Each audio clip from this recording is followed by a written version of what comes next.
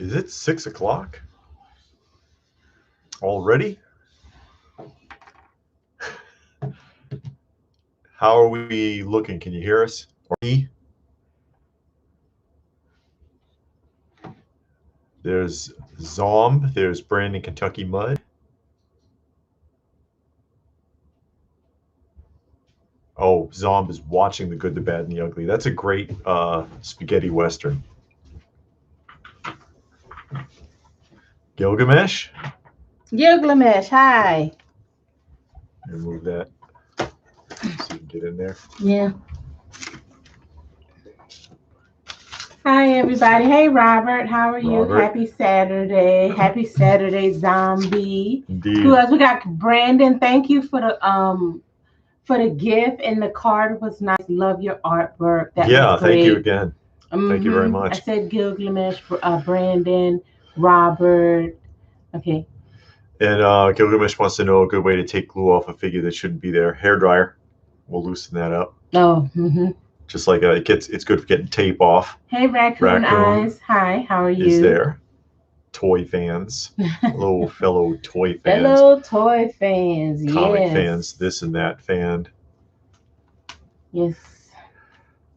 Just giving everybody a minute. They said that the commercials run and then we get cut off, so we got to give everybody a minute to get through the ads. That's weird. Okay. What? Thanks, YouTube. We weren't here last week because we had gone to the Ranger stop. Yeah, we went to Ranger stop. And all we got was this. Was a couple of badges. It wasn't an impressive con. No. We must admit that. It was not impressive. Granted, it was the last day, but the thing is that usually it's a lot more. And I had even said that in the video. It kind of surprised me. They advertised it as being like a Power Rangers / Comic Con. No comic books. Not one. Nothing. And I'm like, where are the comics? Come on. It was mostly like arts and crafts. It was like you went to a flea market. Yeah. Hey, Jughead. There's Jughead. So yeah, from that perspective, we were kind of disappointed. We were wondering if maybe there was just a lot of vendors just held back, didn't bother, because downtown Atlanta is still pretty strict. Yeah. Yeah, they're very strict with the all the restrictions and the mask mandate. If you're within the city of Atlanta, area, you have a mask mandate in all public common areas. So a lot of people wasn't there. Yeah. A lot of people had their mask on. A lot of vendors wasn't there. Yeah. So, you know, he's like, the camaraderie was still there. I mean, you could still get that sense if you ever go to a con that's like genre specific, like a Star Trek show, Star Wars show, something like that. Because the people that were there, they knew each other. All these people in line, they knew who each other was. They say, "Hey, where you been? How you doing?" And and a lot of people in costume, and we took pictures of some of the better ones. Jughead remembers downtown smells like pee and cigarettes. Yeah, it did. It reeked. It was horrible. If you ever been to Las Vegas, because I went to Las Vegas once, and all the smell, that's how it smelled. And we went to the mall because it was a mall right next to the hotel, because we got there super early. So we went to the mall and we were just sitting outside, and all that smell, we had to leave. Yeah, and like a faint odor of kitchen grease, and it was a lot of weird smells. It was dead birds there, and nothing I didn't say already. People sleeping in bushes, and it's like, what the hell's going on down here? There's Master Maniac. Master's Maniac. He said, I've been watching some of his videos. Yeah. What's that, Robert? Every time I hear Atlanta, I keep thinking zombies. I mean walkers. Yeah, they don't actually say zombies. Yeah. Zombie, our mask mandate just came into effect again. That's because he's in Canada. I've been seeing a lot of stuff on the TV about Canada and some protests and uprisings and Australia like too. They don't show you the protests, but they're happening pretty heavily. You got to look for it. It's not in regular news, but people are getting sick of it. But whatever. Yeah, Zom says David didn't look too impressed at the show in the beginning. No. It's true, because I could kind of feel it coming. You go to enough shows and it's like, oh this isn't gonna. Yeah, you can tell by waiting in line. Okay, this is not going to be that big. But it was a lot of people again talking about what they're going to do, the expectation. They all had a lot of stuff to get signed because a lot of Power Rangers were there. So they wanted a lot of stuff signed and stuff like that. But it was fun to go to, fun to film, fun to walk around. You just feel it out. Yeah, you know, and we did a lot of things after that really made up for it. There's Altron Kaiju. How you doing? Hey, Kaiju. And Gilgamesh makes a point here. He says he was helping a buddy in Atlanta setting up a boxing ring. Okay. And the restrictions weren't that bad there. But also he says there was a lot more homeless than he'd been seeing before. Yeah. In a lot of tent cities. They had it anyway, but, you know, and they do wipe them out every once in a while. The city comes and routs them. Yeah. But, you know. Some years back, I worked with a ministry, and we went around in various parts of Atlanta to feed the homeless, and they had a big camp, and people would donate or give tents to the homeless people. The city don't like that. Yeah, they used to put out on the news, do not give the homeless people tents, because that encouraged them to stick around. And then they come to one location, they set their tents up, and then you got to go and tear it down and all of that. And it looks bad for the city. They look mean. It's embarrassing. But I mean, it's you're kind of torn.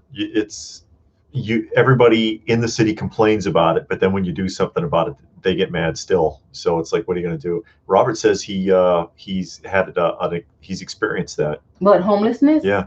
Oh, he says got back on his feet, but life can change in a snap. Yeah. Oh, we haven't been homeless, but we have worked with the homeless. Yeah, before. And I've had homeless family members, and you got two sides to homelessness. You got the people that I knew and I work with, and my family members, they were homeless by choice. Yeah, a lot of them are. And you have others that are really struggling, and they really want to get a leg up. Well, three, because you got people that ended up there by accident. You got people that they like it. They want to be. Yeah, and then you got people that they're addicts or they're hiding from the law or something like that. Yeah. Those are the creepy ones. Zombie was hoping to go to a show here this year, but not going to happen. Yeah, better safe than safe. Well, Jughead says, "What did you do after hit the clubs?" No, we don't do that. We don't drink. We don't drink or anything like that. I used to go to the clubs and never drink. You don't have to drink to go to the club. I don't want to be there. I never really cared for that. I love going to the club. Sure you do. I do, because I like dancing.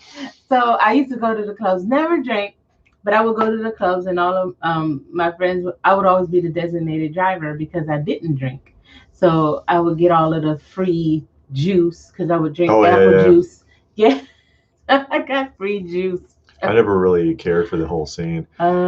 Master says Germans are revolting too. Just over here, nothing ever changed. But yeah, they don't. You're not going to see too much of that in the news. It'll a blurb at best. But he's in Mexico. Are you in Mexico? Yeah, but I'm sure he still follows. Yeah. Like, you know, because he's originally from Germany. There's Axel. Hi, Axel. How you doing? Hey, I haven't seen him in a while. Yeah, watch the Rebel News channel to find out the protest footage in Australia. Okay. Okay. Rebel. That's a YouTube channel, I'm guessing. Rebel News. Let me see, where am I? Yeah, Brandon says you don't drink either. I never did. I never got it. I guess I never got it, never got interested. I didn't like the way the stuff smelled. I was like, I'm not drinking that. I knew enough people that drank, and I didn't like how they didn't know what went on.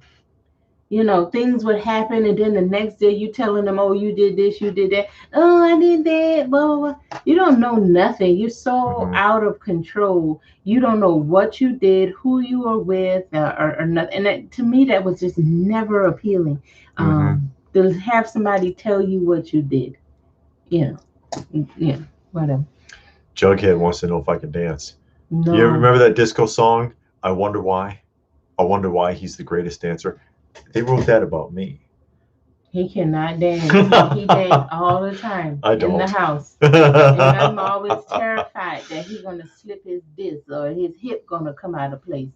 But you know, it's a good thing I work out. Brandon wants to know what do your fellow workers at your job think about your collecting collections and collecting?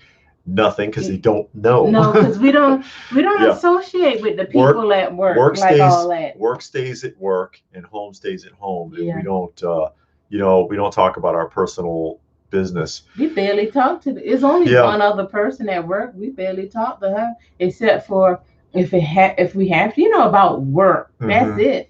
Outside of that, I mean, I don't know nothing about the girl. And that's actually not a bad policy either, because you talk too much personal. It can end up being ammo against you at some point in the future. Later on. You gotta watch out. Yeah.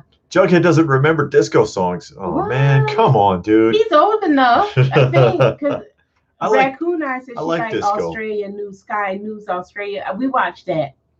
Yeah, they tear Biden up a lot. Yeah, well, it's not hard. But we do watch that. I like, because it's like little clips. We don't watch the news, like sit down, watch 30 minutes, an hour. But those little clips like that, we'll watch. Does anybody actually watch the news anymore? They're probably miserable. My mom and them do. They love the Master news. Maniac says that he spent around 25 years in a biker club. He's had more than enough to drink. Fruit juice for me. Yeah. He looks like a biker. Yeah. Because we seen a picture. Well, that explains it. I saw the first YouTube video, and we said that because of the tattoos and the long beard. So we thought that. Yeah, Zom says work is work, collecting is my thing. And many at work are way younger, so no interest in disco. Has some hot tunes. Yeah, they do.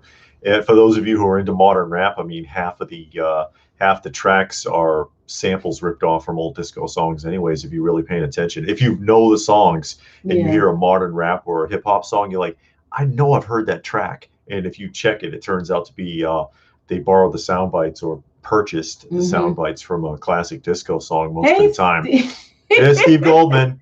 Yeah, the first day he can't even get hello out of his mouth. Can you find that disc? I don't even know where that disc is, and I looked for it because I told Dave. I'm gonna get on her. I was like, I need to find that disc. I'm gonna get on. Steven gonna ask me. Yeah, she said she actually did say that last week too, and I don't know where it is. I packed and you did a lot of sorting too. Stuff. She did a lot of sorting recently too. That our collection room is changed, like almost the whole room has changed since our last tour video. Yeah. I know, and people want us to do another one. Yeah. Jughead says he was born in the 70s, but he didn't really listen to disco. That's all right. Yeah. Everybody's got different tastes. I was born in the 70s. I didn't get into it until more later. Recently. Yeah. Like some songs I heard in the 80s, and I kind of like, but I'm more into it now. And then at work, we listen to disco a lot and a bunch of 80s and 90s R&B all day long at work. Yeah, Brandon's right. He says today's rap sucks. More bubblegum rap in the 80s and 90s rap, and hip hop was the best. Well, back then it was fun, and it was truly an innovative genre of music.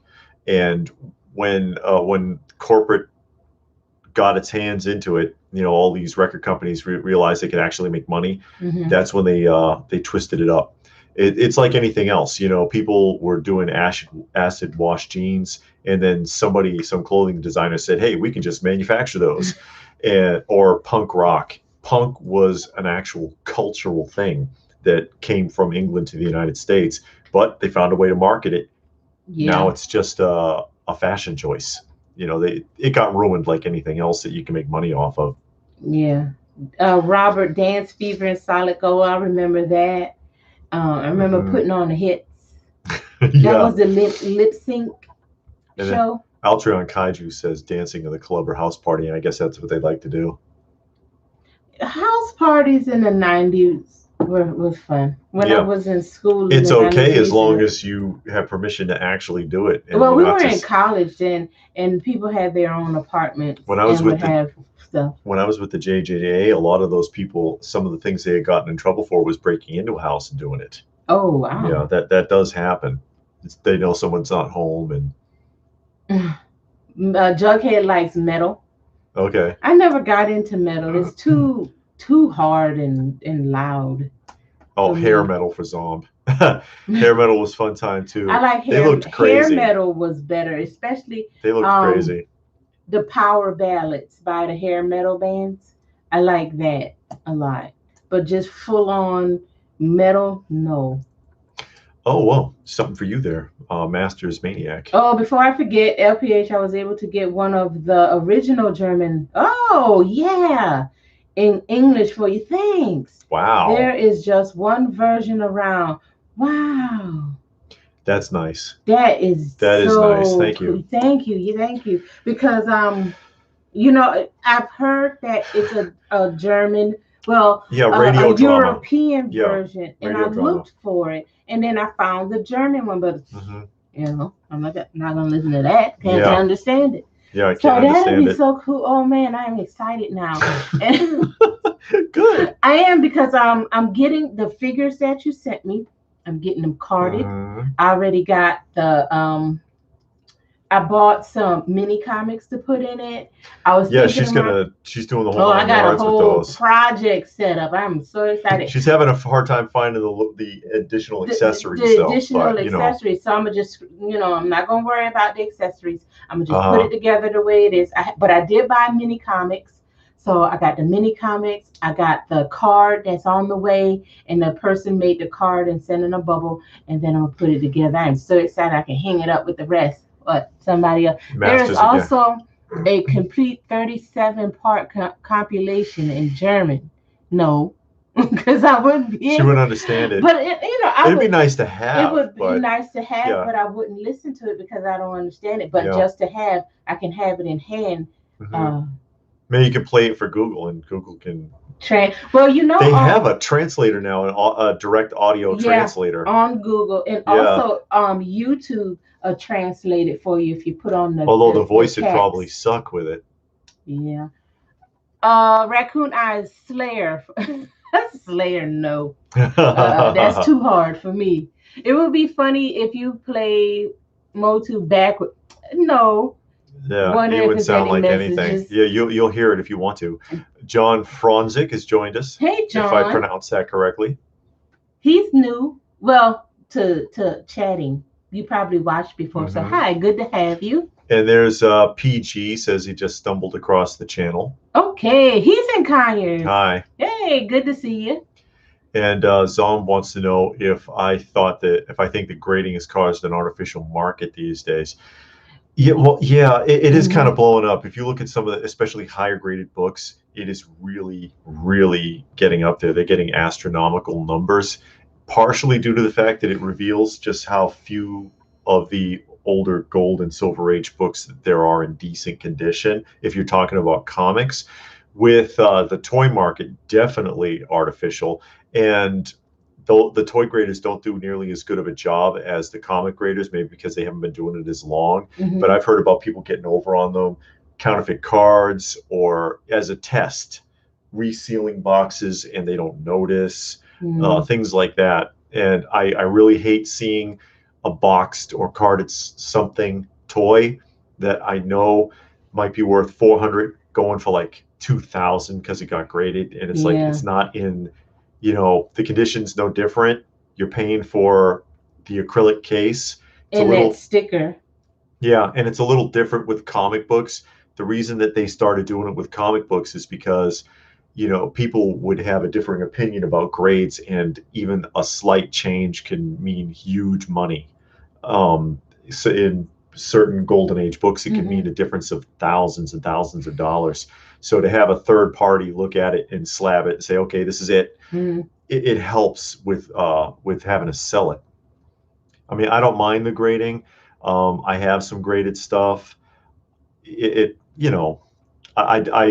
think I have more of an issue with graded toys than I do with graded comic books. And now they grade the pops. Oh yeah, Robert. Oh, that's right. Guess what? I got some new pops in, some new goodies. And I was telling David, and when we did the unboxing, I mentioned you. I was like, Robert would love to see these. God. Anyway, no, I am not getting the tiniest, the smallest figures He-Man. I'm not going to get those. Oh, John said I pronounced it right. Oh, good. But yeah, Zomb means more the toy market. Yeah, I think that's really forced. In the toy market. Especially the because really all you have to do is clamshell it with the toys, and it's a lot easier to tell looking at a toy the condition than it is with like with a comic book because there's a lot more involved. John says, how can it be graded Funko Pops? They do. They have a service out there. I've seen them. And they grade the Funko Pops. They put it in a box, acrylic box. And it's got like a little platform on the bottom. Yeah, at the bottom is a platform. And when you look under it, it tells you the score and the name and all of that stuff.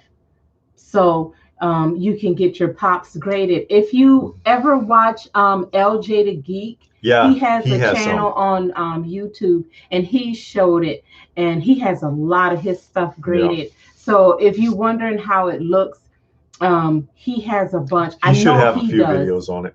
Yeah, and he said how much it costs. I can't remember right now, but yeah, they grade Pops. I mean, I don't know. I'm not into graded toys. There's not one toy out there that I have that I would get graded. You know, long as the packaging is in decent condition, that's enough for me. But hey.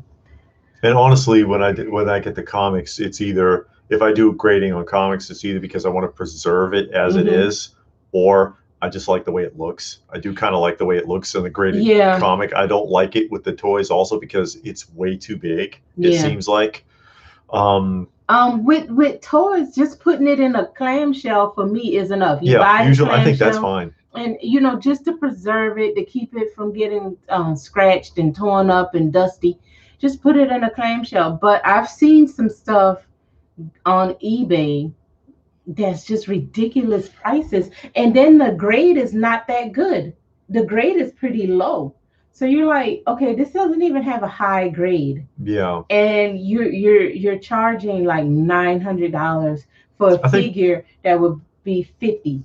Yeah, I think they've only been doing the toys for like about a decade. Oh, really? I think so, yeah. Oh, okay. It's not that long that somebody got into that, and people are surprised. They're like, oh, they're grading Pops now. Yeah, they are. Yeah, they are. It's going further than that because, you know, they grade sealed video games, vintage video games. They're doing VHS cassettes now. Remember you saw that? Not too like a couple of weeks ago. They're grading sealed VHS cassettes because people are collecting those as well.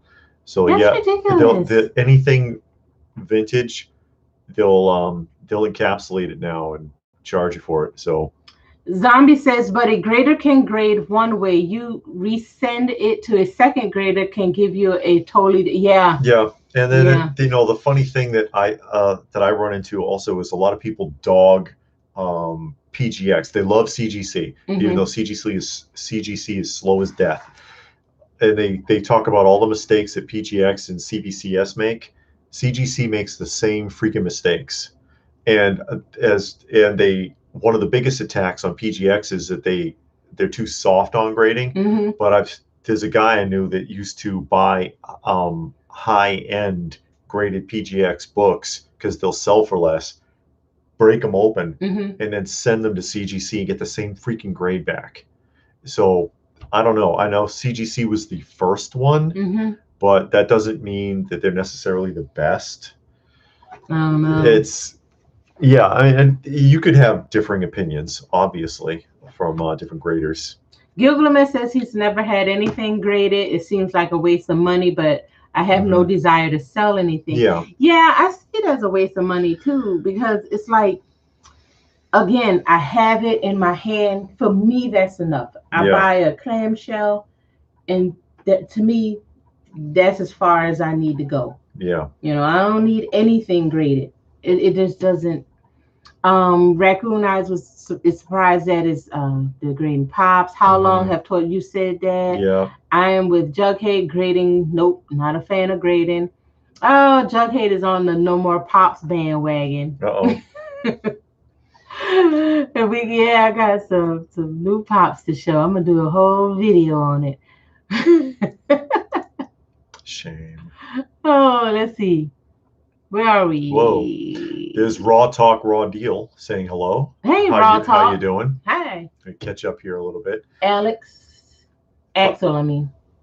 David, you buying any comics lately? I'm starting to like this old Marvel DC digests. Yeah, I did. I got a lot coming in. It's old Oh Marvel stuff. yeah. Yeah, I'll have to show it when I I get got it. some comics in. She did. She got some omnibus though. Yeah, I do omnibus. Yeah, I she's got bought some the omnibus. Man Thing omnibus. Hmm.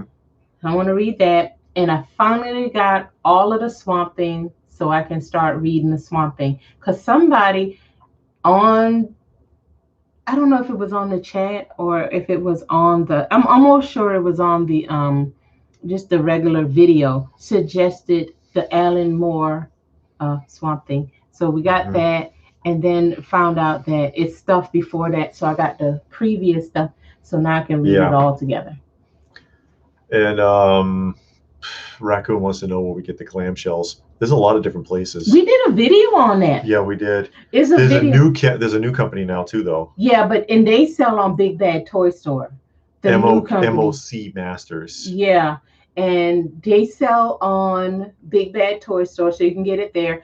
Or we have bought ours from Toy Shield.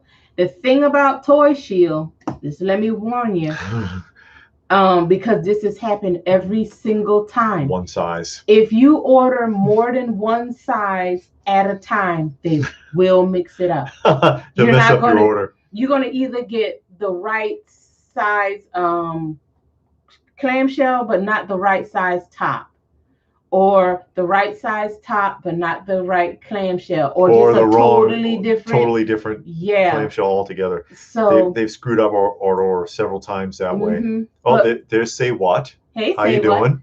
But if you order one thing at a time, they get it right. Yeah.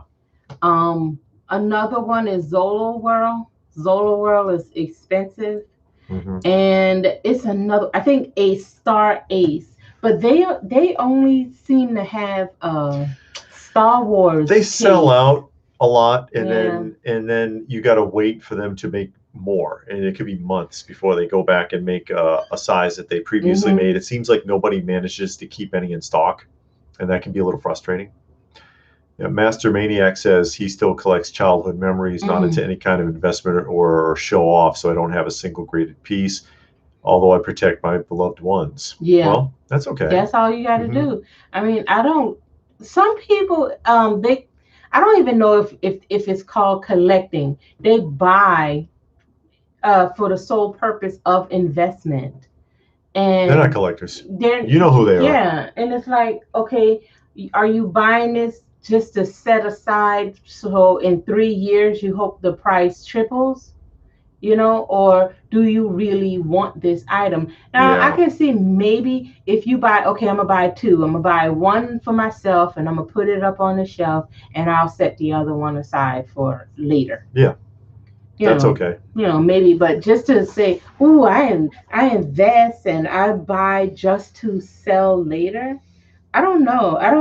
I'll be rich. I tell you, rich. Yes. Yeah. Gilgamesh says vintage video games are selling for stupid amounts. Yeah, they are. I never bought video games. That's why they're getting them graded now. Really. Oh, we way yeah, up. we're way behind here. Altron Kaiju says he rips open everything. Yeah.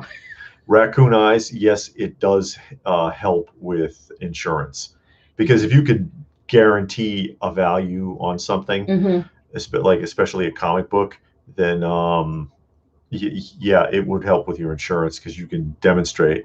Because I could have an AF-15, which is Amazing Fantasy 15, first appearance of Spider-Man, and I can claim it's worth anything, and it wasn't, and then the insurance adjuster is going to be like, how do I know that was worth $100,000, dude? Now, but if it's graded, I can. If I have a proof that I had it graded, he can't deny it. Now, one thing I just found out recently, because I spoke with our insurance, and I had our homeowners insurance. I had our collection attached to the homeowners insurance. And then, I went in there to talk about that and make sure, because I always check up on stuff. And they were like, oh, yeah, well, we now use a collector insurance company. a third party insurance company, and all they do is insure collectibles, all the way from cars that you drive down to coins. So I talked to them. I talked to the guy. He We talked about, what I have, how much it would be, and then they want a list of every piece and the eBay value. Yeah. Current eBay value. The current eBay value, and then they're gonna double check. Mm-hmm. But they specialize in collectibles, so just make sure if you're insuring yourself through your homeowner's insurance, because ours did. We told them we had collectibles. They said, okay, how much do you want? We told them the amount, and then it was fine. So when I did the update, they were like, oh yeah, now we do this. Third party. It got overwhelming for them, so they brought someone else in, basically. So if that's the route you're going, just make sure you check with your homeowner's insurance and make sure that you're totally covered, because the last thing you need is to think, oh yeah, my statue is covered and it's worth $5,000 because you got that Optimus Prime, and then you find out that it's not. Yeah. So. Raw Talk says in New Jersey, the graded and non-graded comics have like insane markups. Ooh, 150 to 400% markups. That's New Jersey for you. What can I tell you? Robert says you're going to enjoy the Swamp Thing. Oh, Where Abby Goes to Hell, great story. You'll say what? You'll love the Alan Moore Swamp Thing. Yeah, of course. Jughead says he's never been into Pops. You should get one. I got to send you one. That's how I got started. And somebody gave me one. This Kaiser Kaiju.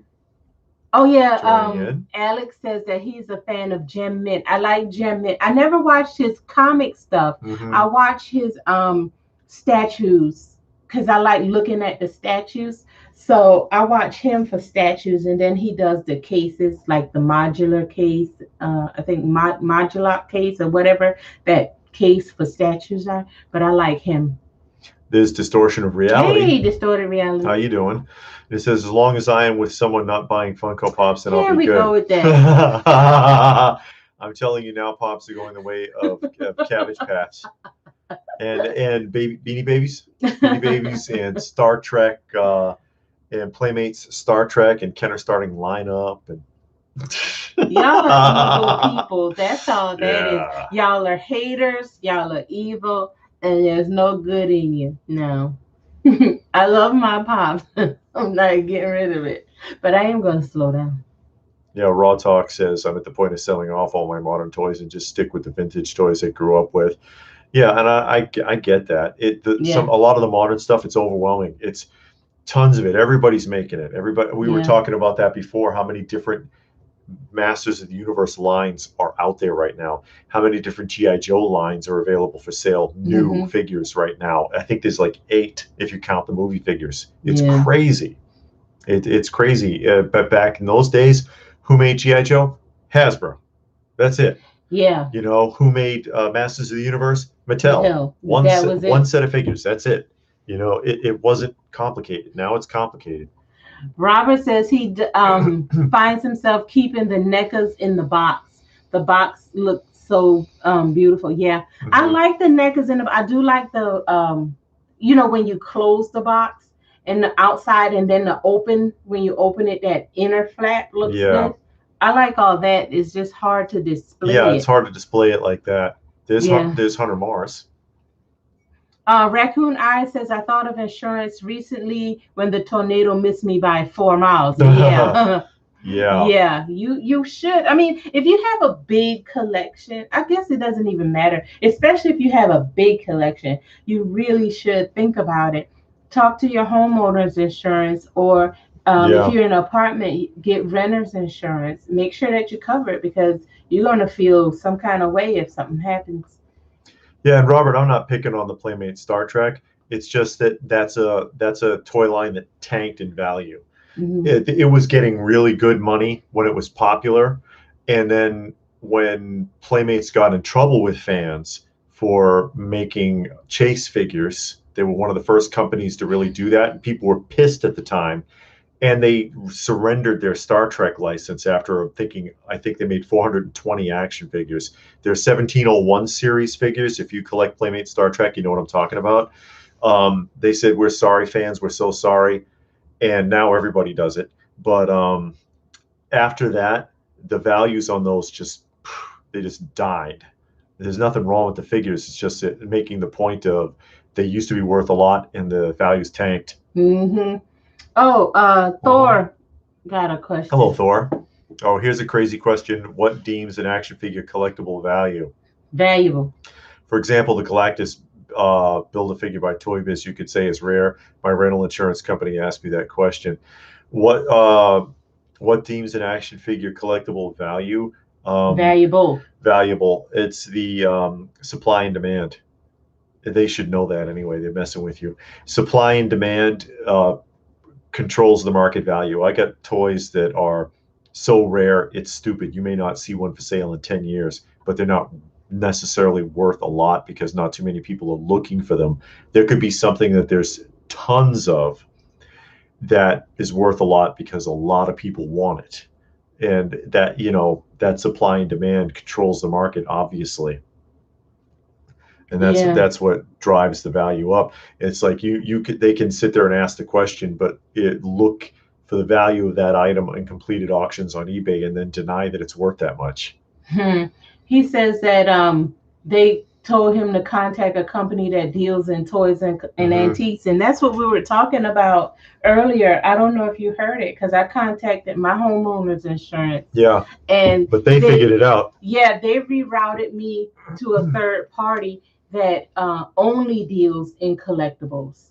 That's all they insure. Yeah. So you're gonna have to shop around if your company doesn't do it. Some companies still do it. Some they see, well, collecting is starting to be a bigger thing than it used to. So now we have to do something else. It's the cool thing now. Yeah. So, And then who is that? Oh yeah, Raccoon says he sees the Star Trek figures in the 5 and under bins at the comic stores, and you'll see the 90s Star Wars and the kind of starting lineups down there with them most of the time.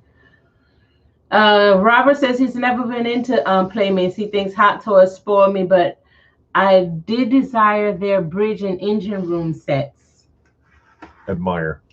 Oh, admire. What did I say? There's Trevor Wright. He says that a lot of people started collecting for investment in the 90s. That's kind of what screwed it up. And what made the older stuff valuable, of course, I've said this plenty of times, is because those kids opened everything. In the 90s, less and less stuff started getting opened because more adults were collecting the stuff for franchise interests or nostalgia purposes or even for investment. And so there's more of that still sealed than of the older stuff from like the 60s, 70s, 80s. Yeah. John wants to know, do you watch the 70s Wonder Woman? Oh, Linda Carter? Yeah, man. She's right there. I don't know if right next to, right here. Put your head back. No. Come on. I found it. There she is. Linda Carter, Wonder Woman, 3 seasons. Ha! Yeah. No, move on. Oh, come on. Linda Carter, man. Kaiser, I see a lot of people into pops. They're probably the most popular fad around. It is a fad. Yeah, it is a fad. For the most part. It is a fad. And so you gotta, at some point, the bubble will burst, and most of the stuff that was made after 2015 is probably gonna tank. But they're into a lot of stuff because they had the skateboards for a while. Now they got bags, they got pins, keychains. Now they got Christmas ornaments. They just got a lot of stuff. They just keep redoing it. Now they have the gingerbread.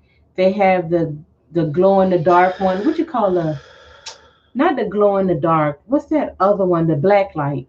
Black light, metallic. They got some that have battery features. They got a couple that light up. They're trying a lot of different things to maintain the interest, and still looking for alternatives, which is why they have those little mini diorama ones now, and they have the sodas.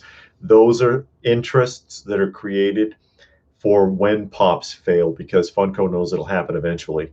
That's why they had Dorbs, and that's why they had the rock candies. Those were all alternatives that they were presenting themselves for at which point pop interest starts to drop off. It's just good marketing. Robert says, did you see the house that got flooded on the news? Felt very bad. No. Yeah, the people in New York and Louisiana got slammed. Oh, here's display name. Display name. When I got interested in modern toys, I thought I'd be able to score them at flea markets or cheap loose on eBay. Nope. Was very wrong. Do you think the market will get there anytime soon? It's a flood of interest right now, so it's going to be a while. But also in particular, everybody's wise to flea markets and yard sales and estate sales and things like that now. You go to those places, everybody thinks they're an expert. They look at something on eBay, whatever the highest price is. Oh, this must be what it's worth. And they just screw everything up that way. Gil Clement said he broke down and bought a couple of the Masterverse figures, but he's going to live in himself very heavily. I've seen them in Walmart and Target. Yeah, the Masters of the Oh no, the Masterverse. Never mind. I was thinking about the Revelation figures. Oh, Kaiser wants to know if I have the 70s Ultraman movies. No, I don't. I'll tell you what I do have, though. You get a kick out of this. Let me see. Have you guys seen the Smith fiasco? No, I haven't heard of that. How about Red Baron? Who remembers that? Come Nobody. On. Come on. Nobody remembers. Somebody remembers Red Baron. I haven't heard of the Smith fiasco yet.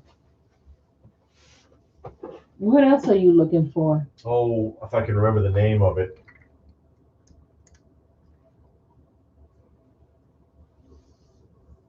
It doesn't have the box, though. Majin. Who remembers Majin?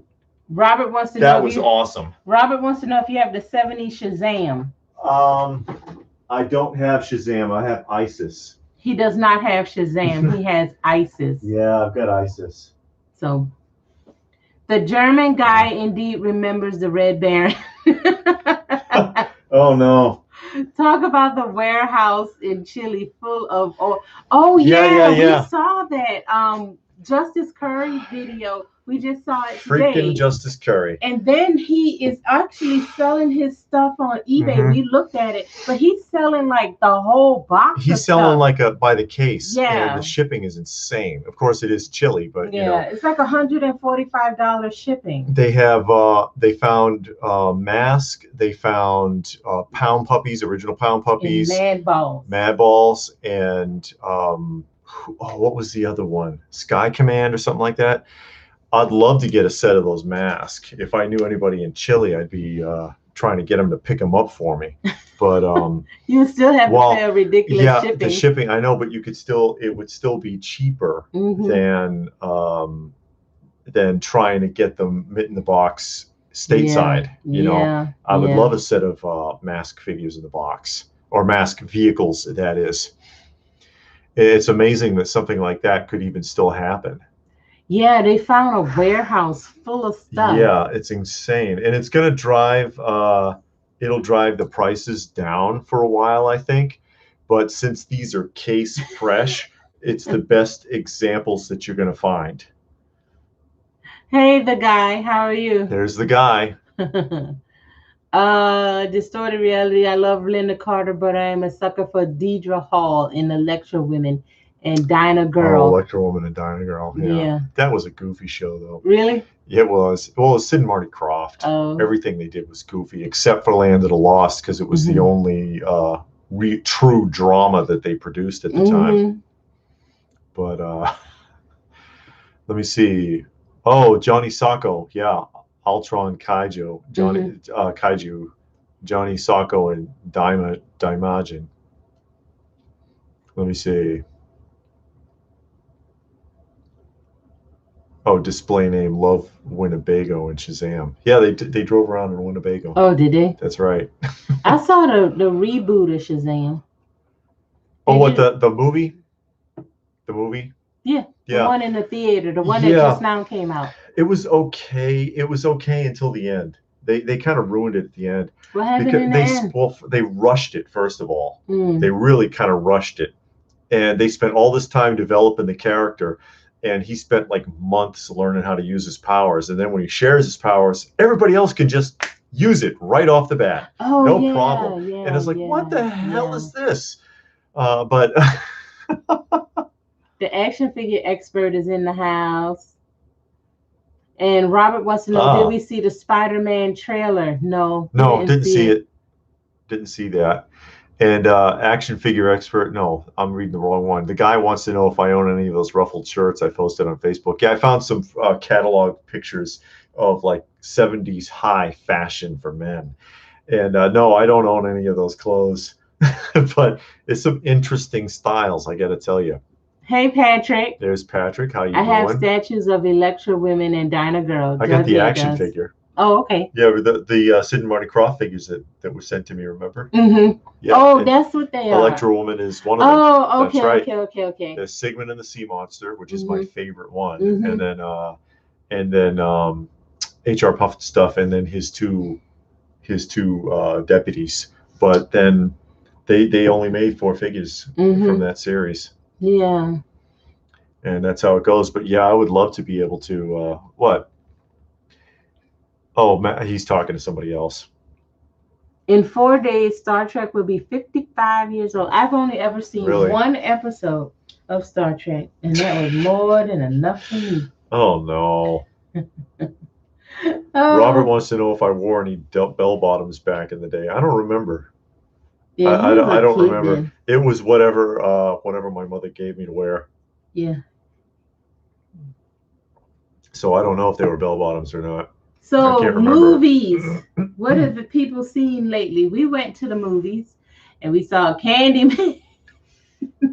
That was a terrible film. We saw the new Candyman. David hated that movie. I honestly didn't remember. We had to come back home and watch the original film. One. And man, they got a mile away from the original. There's a lot, and spoiler alert, a lot of we hate Whitey in the new Candyman. That movie was so woke. It was very whoa. Yeah. It didn't stop. To watch. It did not stop with everything is white people's fault and white people it's because of this and that. And then they changed the personality even of Candyman when he comes to the end and he says, don't think that the people that I kill are innocent. Everyone he killed in the film was white, by the way. But if you watch the original film, he says that he needs innocent victims to remain in existence because he can only exist as long as people remember him. So, and there was nothing about there was really nothing about racism in the original film. No, they went a million miles away from it. The only thing they tied in from the original film is the baby. The kid. Yeah. Anthony, I think was his name. He was the main character in the current film, and that was it. Other than that, Gilgamesh wants to know if the original actor was in it and a cameo for like 30 seconds. Yeah, at the very end of the movie, he was in there. Robert wants to know if I have any Duke collectibles. I always wanted BJ and the Bear. I do. I have Sheriff Lobo. Dukes of Hazzard. Yeah. Yeah. I have all 4 because it's 4.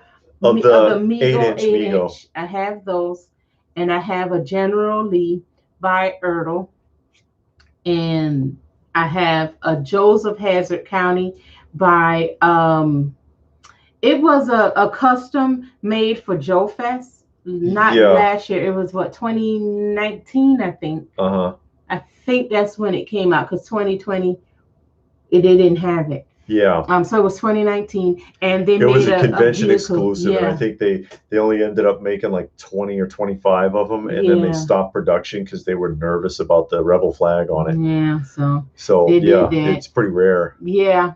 And it came with 2 figures of Bo and Luke Duke as GI Joes. In 3 3/4 scale. Yeah. We did a review on it on the channel actually because it's pretty neat. Yeah. So I have that, and that's pretty cool. Let's see. I did not have a Rainbow Bright backpack. No. I'm waiting for Bond. Oh yeah, they got the new James Bond coming out and the Batman. I've seen a clip from the new Batman. I'm excited about that. I hope it's as good as the Joker film, but we'll see. Oh, who was it? Jughead was like, Candyman, what were you thinking? Well, actually, we saw the film with our clients. We were sent to accompany clients to the theater, and that's why we saw it. Yeah. But otherwise, we probably wouldn't have gone to see it. No. And the guy wants to know if I back Galactus. Everybody keeps asking me about that. Yes, I did get a Galactus. Everybody was trying to talk me into it, including her, because I've got a bunch of the Legends Build-A-Figures. I don't have Legends figures, but I do have a ton of Build-A-Figures, and it would fit. And I've actually been thinking about getting the Mezco a Fantastic Four, even though the 12 scale Fantastic Four figures are a little bigger than the ones from Legends. I think they would look good with him, so I'm thinking about it. Axel Foley says any race action figures. Rare. Oh, rare. Where I get race? Any rare action figures from the 74 movies Blazing Saddles? I've never heard of any. And John said he saw Wonder Woman 84. We never saw it. He says it wasn't good. Okay. I heard that the first one wasn't good. Oh, really? Yeah, I haven't seen it either. I heard that. You know, I prefer to see it myself to make a determination, but it wouldn't surprise me, especially if it's a film that they forced on people, kind of like Black Widow, which didn't do well. And what was the other one? Captain Marvel or Marvel, if you're a traditionalist, didn't do well. Certain ones, they didn't pull it off making the film. I actually didn't think that Black Panther was very good, to be honest. I like Killmonger. I think Killmonger was a really interesting character. And then now they're talking about bringing him back. Yeah, because the guy died. The guy died. But I think Killmonger was the most interesting character in that film, and that a lot of it was very just heavily relying on CGI for any kind of context. Or, you know, and you can make that argument about other ones like Iron Man. The first Iron Man was really good. The second one is okay, and the last one, it's not even worth seeing it again, you know? Hold on, Jughead. Oh, Jughead said he stopped watching new movies because of that, because of everything is being so they got to shoehorn everything in there, and it's like it's not even necessary. No, in the film. And everything now, it has a woman hero. Yeah. Every hero, or like the main person, is a woman, and it doesn't matter how bad she is. Because we saw the one with Russell Crowe. Unhinged, man, that's a hard movie to watch. Russell Crowe, that's right. I remember. Straight on ballistic. That dude was crazy. And looking like he looked like John. He looked like John Goodman. He looked like He looked and sounded like John Goodman in that film. But the woman, the main woman in the movie, she refused to. All he wanted was an apology. That's it. She refused and was just real nasty with him. And she just messed up through that whole film. He killed up almost everybody in that movie because of her. But and then she still gets to be the hero at the end, even though everything that happened, everything he did was because she kept escalating him. Yeah. Throughout the whole film. And she would never apologize, never admit. And that's all he asked she was for. Wrong. He could have diffused the whole thing.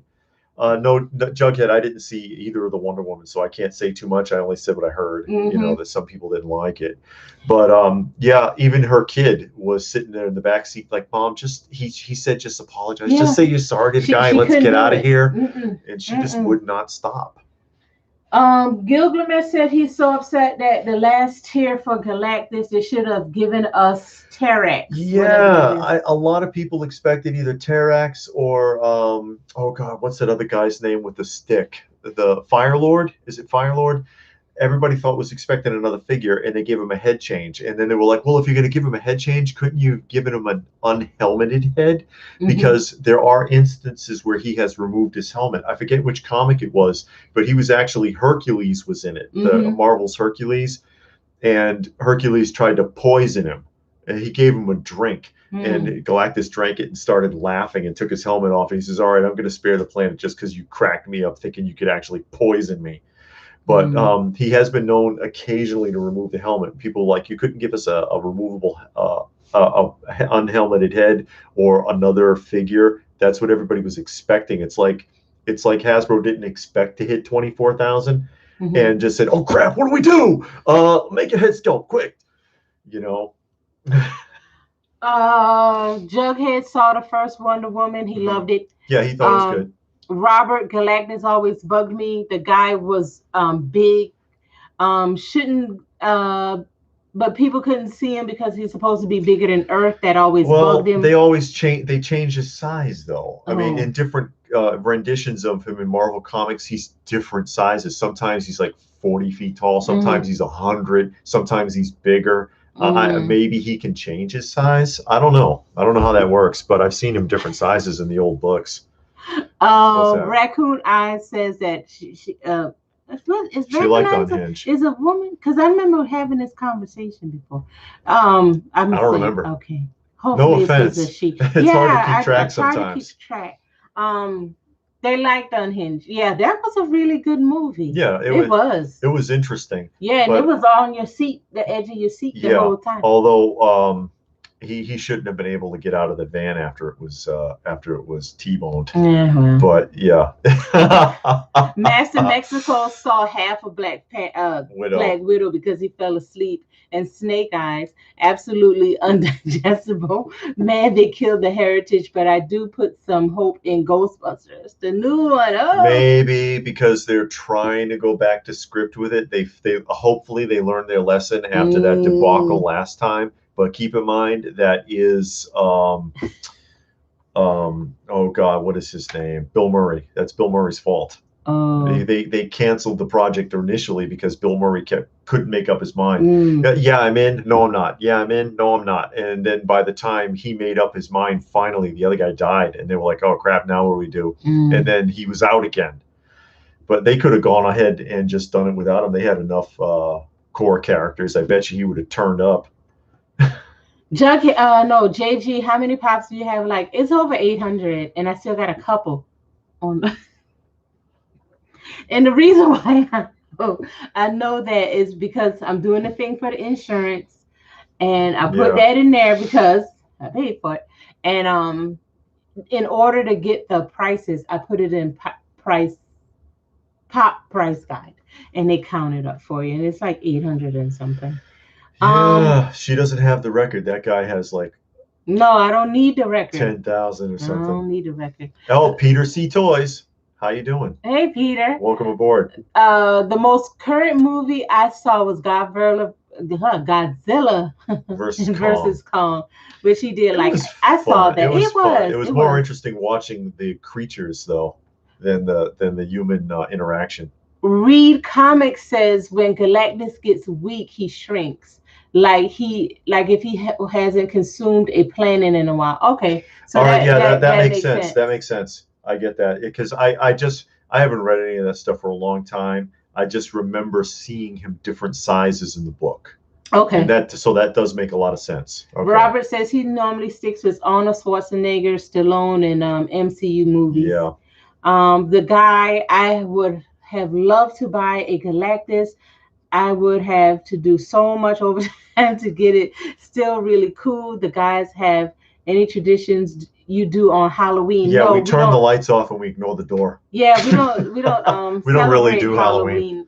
Most holidays, but Halloween, no. We just turn off all the lights and we're not huge holiday people. No. Traditional holidays, I guess you could say. Ghostbusters. Oh, okay, here we go. Ghostbusters will never be the same without Harold Ramis. Yeah, probably not. I do wonder. Axel. I do wonder if Xena Warrior Princess action figure pieces might go through the roof. Why are they making a new Xena? No, they were made in the 90s, and I've talked about that before. The franchises that were done in the 90s, like Earthworm Jim, Hercules, and Xena, and the Conan figures based on the cartoon show, and Mighty Max and things like that. Or even your Swamp Things. Yeah, the prices on those, they haven't jumped off yet. No, because the people who were watching those shows at that time and playing with those toys in the early mid 90s haven't gone back for them yet, but they will. And those prices will pop. And Swamp Thing, you can still find it for under $20. I was surprised how inexpensive the Swamp Thing they're were. still very inexpensive. The original Kenner ones. Yeah. And they look nice. Yeah. They do. Yeah. The guy in JG are like 800. Yeah, they sneak up on you. Yeah, you don't realize. Yeah, you don't realize, and they just sneak up on you. Our D&C movies from the 70s, 80s are better than 95% of the movies from A lot of great movies were made in the 70s and 80s, and without CGI. Kai just said that's bonkers. No offense, I don't take any. That's always bugged me too. Every movie nowadays is female, but the female movies I like, they kept killing off Buffy, Ripley, and that's the thing with the female movies. And I don't know if maybe I'm looking at it wrong, or maybe they're doing this, but the female characters never have any sense. Like they're the heroine. Like if you've seen Cloverfield Lane, the one with John Goodman, when they were in the base in the bunker, and he saved the girl and everything, and she did everything she could to get out of that. Yeah. Even knowing something was wrong because she saw that person like bursting apart in the doorway. They were seeping and dying, and he said, "See, it's a disease." Yeah, trying to keep her safe. They don't listen to everybody. They're real sarcastic and snarky, and then they get everybody else killed, and they're the survivor every time. Every time, they're always the survivor. When you say that, they accuse you of being chauvinistic, and you just don't like strong women characters. And it's like, it's not a strong female character; it's an annoying female character. Yeah, they've had strong female characters in the past that people liked. And like they mentioned Ripley. Ripley is a great example of that. No one had anything negative to say about Ripley. No one had anything to say about Kiddo from Kill Bill. That was well done. You can find the female characters are against Xena's character. It was a goofy show, but nobody questioned her being Xena, And for God's sakes, pick a female that actually looks the part. Instead of being like a 90-pound model in heels. And then they have to get a man or a kind of thick buff woman to play the part. And that's what was said. To do the stunts. That's the funny thing about if you read up on Black Widow, the film they just did, the stunts were being done by dudes. Yeah. They couldn't even find a woman to do the stunts for the costumed people. They had to get guys to do it. Super athletic women, because that one lady from American Ninja Warrior plays the stunt double for Supergirl. And I think she said she was doing like the first Wonder Woman, and she was all excited. She looks more like the character than the actresses. Yeah, and she's very athletic, good shape and size. But then they put this supermodel on there. I could get behind that. Yeah. So I don't know. Distorted reality gets a pass because nobody wants to hear nothing you guys say. Hollywood doesn't want strong female heroes, only toxic preachers. And they always got to have something to say about something. And then the other thing that stinks is that every time they have a kid, they think that the kid has to be an ass.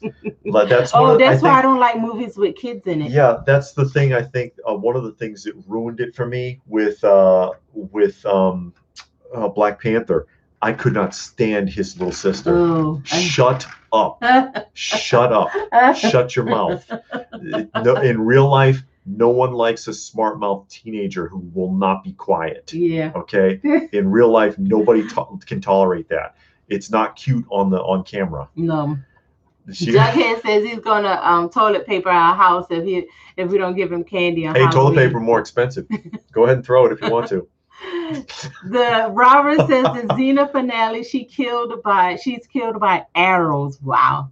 I seen arrows. Oh, I thought he said arrows. Okay. Where is that? I don't know. You lost it. Yeah. It's okay.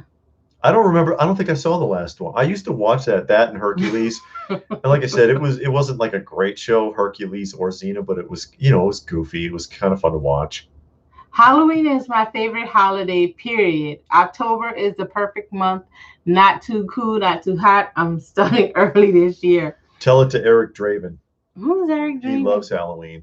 Who's that? The Crow. Oh, okay. He came back on Halloween. We passed somebody's house and they already set up. Yeah. Just recently we drove by and they have huge spider webs out front. And that was like a week or two tombstones ago. And stuff. It's like, good Lord, getting the jump on it, huh? Yeah, I know. 800 pops. Oh yeah, I said I'm not going to acknowledge him. Happy accident. How you doing? Welcome aboard. Which movie was best of the latest Star Wars reboot trilogy? Ready, set, argue. I don't watch Star Wars. I'm gonna say Rogue Squadron. Or was it Rogue One or Rogue Squadron? I forget the title, actually. I saw the film. I thought that was pretty good. And actually, I think that Solo story wasn't so bad. But by the time they got around to it, people were kind of burned out on Star Wars thanks to Disney just pumping it out nonstop. This started said 800 pops is like the woman that owns 30 cats.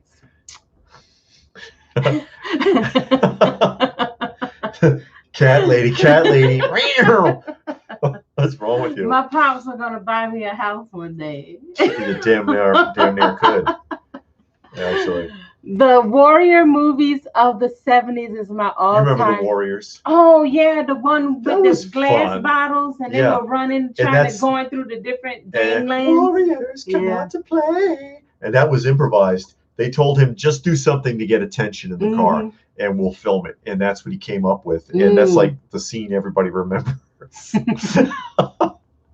Sometimes that's the best part of the movie, like Harrison Ford. The famous scene where the guy comes out with the sword in Raiders of the Lost Ark, and he's flipping the sword around, and then he turns and he pulls his pistol and just shoots. He did that as a joke. The guy falls out and everybody cheers, and they left it in the film. They left it in the film because they thought, oh, that's brilliant. Everybody loves that scene. Sometimes the improv scene is the best one. And John Belushi, I don't think he had a script at all on Animal House. He just said, act like you. And he just did any old crazy, stupid thing in the movie, and they loved it. Yeah. Kaiser, even a super buff, athletic woman can't beat up dozens of guys. Yeah, and that's so unrealistic. They got this little skinny woman beating up like people the size of what's their name? Thanos. You know, it's like an interesting point. If you read about the making of that last film, one of the writers on that film in an interview said that they were told to downplay Thanos's strengths and abilities because he's much more powerful in the comic book, so that she could be a match for him. And it's like, that's BS, you know. And everybody who's watching it, who's into reading the old books, is gonna realize he doesn't look right, or you know, something's off there, you know. Robert said we still have Michonne. I think they killed Michonne, didn't they? I don't know because we haven't watched it, but I think he means as far as a decent female character. Yeah, now she is not annoying. Yeah, I like Michonne. She doesn't do any like ridiculous killing stuff. I mean, she has the sword, she chop you, okay, but she's not annoying, and she's not like bossy and it's my way or the highway, you know. Yeah, somebody, did I miss it? Somebody was saying something here I wanted to catch, but I had nothing to say about negative about Sarah Connor in the first two movies, and then they screwed her up. That's true. That is, her character got annoying. Yeah, the very last one where that young girl came from the future. I didn't like her in that movie. She was fine in the opening scene because she actually helped. Yeah, but from that point forward, she was just a pain in the butt. Let me see. Yeah. The lead female from Kill Bill, was strong. Kiddo. That's who I named earlier. Distortion. And the Purge movie. I never seen the Purge movie. No, we didn't see. Yeah, but I can believe it. And American Werewolf in London was a great movie. Yeah, that was a good I saw film. that. And this Happy Accident has finally caught one. Live stream. Yeah, good. I saw the Count Dracula. I'm going to buy a box. I missed that cereal. Count Chocula. Okay. Oh. Speaking of cats, here. No. Here, kitty. No. She was just back there a minute ago. You didn't see her. One of them. And Action Figure IQ says he loves 3 channels. This one, MIB. That's Johnny Johnny and Shendrick. John Wild. Which one is John I don't know Wild? John Wild. Which one is John Wild? I might know him and just don't recognize it. Is that his name on YouTube, John Wild? I'm putting it down. Look for it. Kaiser says the indie scene was because Harrison Ford was exhausted from the heat. Yeah, and he was just like. Yeah, I heard that he had caught some, not malaria. He had caught something. He was sick. And was sick. Oh, Rogue One, of course. Yeah, Rogue One and Solo. I said Rogue Squadron because that was the name of the comic. But Rogue One and Solo are better than the last trilogy. Yeah, I thought they were both actually pretty decent as far as Star Wars films. But the new one, they did the same thing. They men dumb, women smart, and then Rey, all these years of Jedi training. But Rey, oh, she don't need any Jedi training. It's just Jughead says Michonne was unlikable in the comics at first. We didn't read the comics. Robert said the women versus Thanos was a little cringy, yeah, but it was a pass because it was entertaining. Yeah. Even Captain Marvel had a good scene with the the film was still fun, but yeah, that or they had their I actually is a great meme. Hey Joseph. Oh, hi, how you doing? Joseph made it.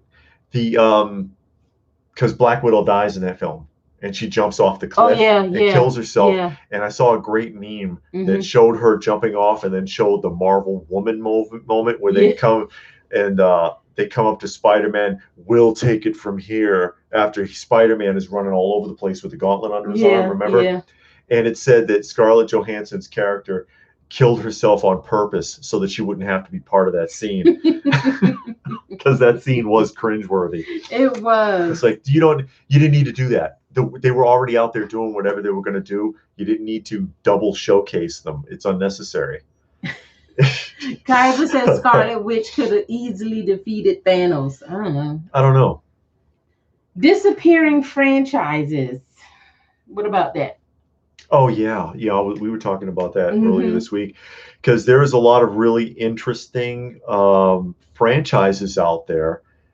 Popeye, one of my favorites, actually, Smurfs. I like the Smurfs. I like Tintin. Anyone out there familiar with Tintin? Yeah. And these are great stories and interesting franchises, and they're just kind of fading away. They're just kind of disappearing. People are forgetting that they exist.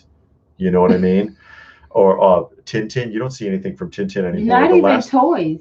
The last figures were made in the 80s. They're very expensive, and pretty much, I don't think they were sold in the U.S. at all. They were sold in like Europe and Canada. But and they're like 9-inch, almost dolls, really.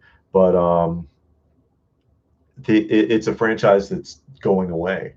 It was graphic novels from the 40s, and then and I mean literally graphic novels, like they read like a comic book, and they had a 20 episode based on the books TV show that was shown in like Canada and France, and it's available in English, but it's disappearing, and it's a great story. They're great. They're really interesting stories. The Smurfs, I love the Smurfs. They're fading away. They brought them back in the live action films, the CGI films, but barely. There's a lot of really interesting franchises that are hanging by a thread.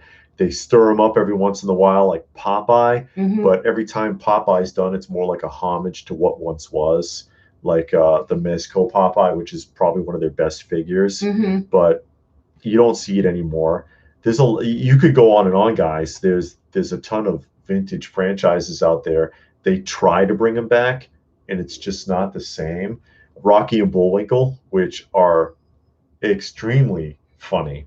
Those shows are funny. We're rewatching that now. We just did George of the Jungle not too long ago. They try to bring them back, and they just don't capture it. It's just not the same. Real Deal says that Clifford the Big. Wow, they're gonna make a Clifford the Big live action, right? Live. Yeah. I don't know about that either. Especially as a live action. The franchises I want back that kind of hurt Lone Ranger, the Phantom, Rocketeer, the Shadow. Rocketeer. We had the Shadow on record. You remember we bought the record? Yeah, it's from the 40s. It's from the 40s. The radio drama. Flash Gordon and Buck Rogers. Yeah, and when they tried to bring it back, they screwed up. The last solid attempt was really, you got to go all the way back to Gil Gerard in the 70s with the Buck Rogers TV show was okay. That was a decent show. And the, what was it, 84, the not Buck Rogers, but Flash Gordon movie.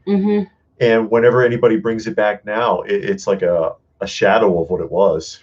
Master Magnet says, "Did you guys ever watch Pirates of the Dark Water?" That name sounds familiar. The cartoon. I remember it, but I remember watching I've never it, seen but it. I don't remember it that well. And hi to you. Thank you for joining us. This is the first time Master of Magnetism. It's still a magnet. Johnny Quest franchise should make a comeback. The thing that I have with franchises making a comeback today, and it's like what we talked about with Candyman just now. Yeah. Do you really want these franchises that you've known to come back today? You know, because it's going to be like Candyman, and everything else is going to be like super woke. Masters of the Universe Revelations. How many hearts were broken with that? They're going to shove an agenda down there. You know, so it's like, do you really want this stuff to come back? Yeah, sometimes it's better left as it was and just try to keep that alive. You know, with the Tintin, and you know, I was thinking about doing a review on that actually. The cartoon show based from the cartoons from from the 90s. The cartoons from Orson Welles voiced the Shadow, but the original Shadow. The show, it matches perfectly the graphic novels, literally, not just the way that it looks, the way it's drawn, but word for word perfectly matches, which is so rare.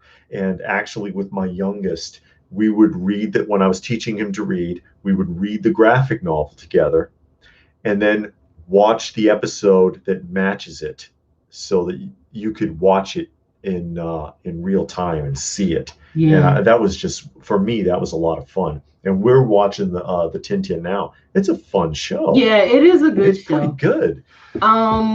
Raccoon Eyes, Pink Panther, they don't see much merchandise. Oh, Pink Panther, yeah. He's dead, and that was huge. Pink Panther was huge. I've got the whole Pink Panther collection there. It was originally movie shorts turned into a Saturday morning cartoon lineup. Hold on. Yeah, wait a minute. Yeah, because I wanted to read. Yeah, we touched a nerve. Jughead, Most Hanna-Barbera, Being Forgotten. No one cares about that anymore. Action figure. I love the Shadow from the 1994 Shadow movie. I remember that. Real Deal. Look at what they did to Dune, a major garbage dump. Yeah, and I didn't see the new Dune. I've seen the miniseries and the original film, which neither of them really could touch on Dune anyway, because you know it's multiple books and it's a lot of literature to try to cram into a film, even into a miniseries. But I didn't see the new one. It wouldn't surprise me though. Kasha says that they better not mess with Clifford. Oh. Johnny Future said he was late. He had to do yard work. Oh, that's good for you. Yeah, we do yard work on Sundays. Yeah. Well, we're glad you could make it. Joseph, I was highly anticipating Candyman. I was truly disappointed that it was full of agenda-based propaganda. Yeah, it was, and we talked about that. They shoved in a lot, and I thought, and it didn't stop. No, because at first, you know, the first scene, I'm like, okay, they're gonna gloss over this, and those two are gonna get killed, but no, they made it through the whole show. Yeah, the whole movie. It didn't stop. Even the very last scene, it made literally about it. His character became someone to enact vengeance upon people for being white. And it's like, what kind of crap is this? Yeah, it was kind of ridiculous. The whole movie was stupid.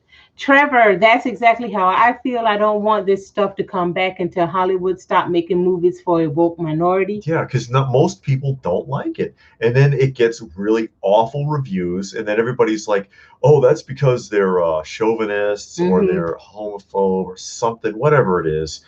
And it's like, that's not the case. If the character makes sense, fine. But if you're jamming it in there to force it on people to make some kind of point, we don't like that. Most people don't, you know. And then you don't have to like force things on people. We know what's out there. Yeah.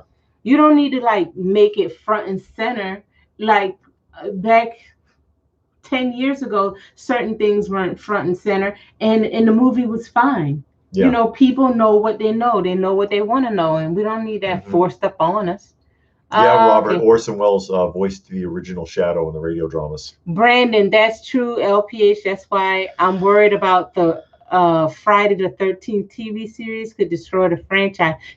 They're making a TV series? Okay, I I don't know know. they did the Freddy's Nightmare TV series, but that was in the 90s. It Yeah. was a weekly And the show. original Friday the 13th show in, was it the 80s? They Was did a show? yeah, it wasn't Hmm. based on that though. It was just the name. It was That's how. the antique shop. Okay, And it that's how was, they did with Freddy's Nightmare. yeah, it was an antique shop, and it was like a Canadian show. It was G- all right though. GI Joe will be gone soon by the way things are going. Yeah, they're Yeah, killing it. yeah. Yeah, they're killing all these franchises. The original Dune had so many good characters who keep your attention with mere dialogue in the Yeah. film and no massive action sequence needed. Yeah. Master Magnet, King Arthur and the Kings of the Round Table, that's a very cool cartoon. They also made rare figures. Yeah, Mm. they're definitely difficult to find those because it was another show that got canceled because the toys weren't selling, which means that they stopped making the toys too. Robert said he'll be okay because he's Mexican with Candyman. Trevor, movies used to make you think, and now they tell you what to think. That's true. Yeah. Yeah. And that's a huge part of the problem. I agree with that, definitely. I'm Gilgamesh. In the minds of Hollywood types, if a movie fails, it's the fans' fault, never the fault of the agendas. Yeah. And that's just not true. And Johnny, did you hear they're trying to do a remake of Bruce Lee's Enter the Dragon? Really? I hope it fails miserably. Is it going to be like a 12-year-old Chinese girl this time? Is that what they're going to do? Oh, because they redid Kung Fu. We seen it on the thing on Amazon. We didn't watch it, but you know how they show you Kung Fu with David Carradine for the 70s drama. And they have a Chinese girl. Mm-hmm. And it's like, how's that supposed to work? Hey, Kenny. Hi, guys. Oh, Kenny Potter. Yeah. See you good. Feel like I ain't seen you in forever. Oh, well. Hey, Edwin. Edwin's here. Yeah. I do like the remastered original series Star Trek with new special effects that they couldn't do in the 60s. I didn't see that. I don't know if I'd want to see it. I don't know. Because sometimes that can get confusing, like when they redid the original Star Wars trilogy. And somehow after watching it the way it was and then seeing the remastered one, it doesn't always feel right. So I don't know how I feel about that. But, you know, everybody's got different tastes. Distorted Reality, did they do anything new after Dark Crystal? I don't think they redid a Dark Crystal. Did they? I don't think so. They brought Dark Crystal back. Oh, did they? It was like on Netflix or something. Oh, if it's on Netflix, it's bad. I didn't see the new one. I think that was before they threw out all the Marvel stuff and started making super agenda stuff. Jughead, The Phantom 2024 is good, free on YouTube. Okay. Let's 2040. See. Oh, what I said 2044? I'm seeing all kinds of things. The Phantom. Raw Talk says if they redo Enter the Dragon, I'll burn Hollywood myself. It doesn't need to be. The only time one of those kind of remakes was good was Drunken Master with Jackie Chan. Yeah, but Jackie Chan was in it. He was in both of them. Yeah. And he did it himself. Yeah. So he knew what to do. Yeah. And keep it like interesting and entertaining and following the story. Nostalgic for the 70s. People have to stop watching these shows and movies, otherwise they will continue to make it. Yeah, that's true. And that's why we don't watch the new TV shows. And you can't invest in it either. I mean, you don't like it, don't go out and buy the action figures. Yeah, and also like we got rid of Netflix, and we thought about getting it back, and now because they have so much agenda-driven TV shows and movies, we won't get it back. You know, so that's one way of protesting, by canceling the service, not watching the shows, not watching the product, buying the product. Sorry, not buying the products, not watching the movies. I mean, you got to take a stand somewhere. Hurt him in the wallet. Yeah. Hurt him when it counts. Joseph Grundy says he watched that edition of Kung Fu, and we're right. It's completely agenda based. Not kidding. Because you Okay. can tell from You can the tell looking at the thumbnail. yeah. Yeah, the thumbnail. You You get a can sense of tell. it. Yeah, the girl look all smug and like she got an attitude and all that. Robert, I love the Phantom, but I couldn't get past the purple longshoreman. I like Star Trek Reboot mainly because New Adventures of Kirk, even though watered down. Uh-huh. Okay. And Master wants to know if we collect McFarlane Spawn line. No. No. I used to have the original release figures. I don't have those anymore. It's part of the collection I lost. But I haven't gotten any. I don't have anything from McFarlane's toy lines, I don't think.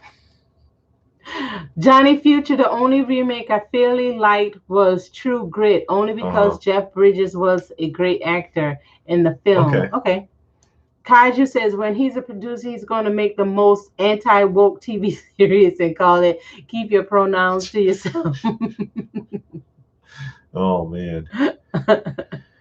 Did you hear Disney moved their offices to Florida? It's already been in Florida, wasn't it?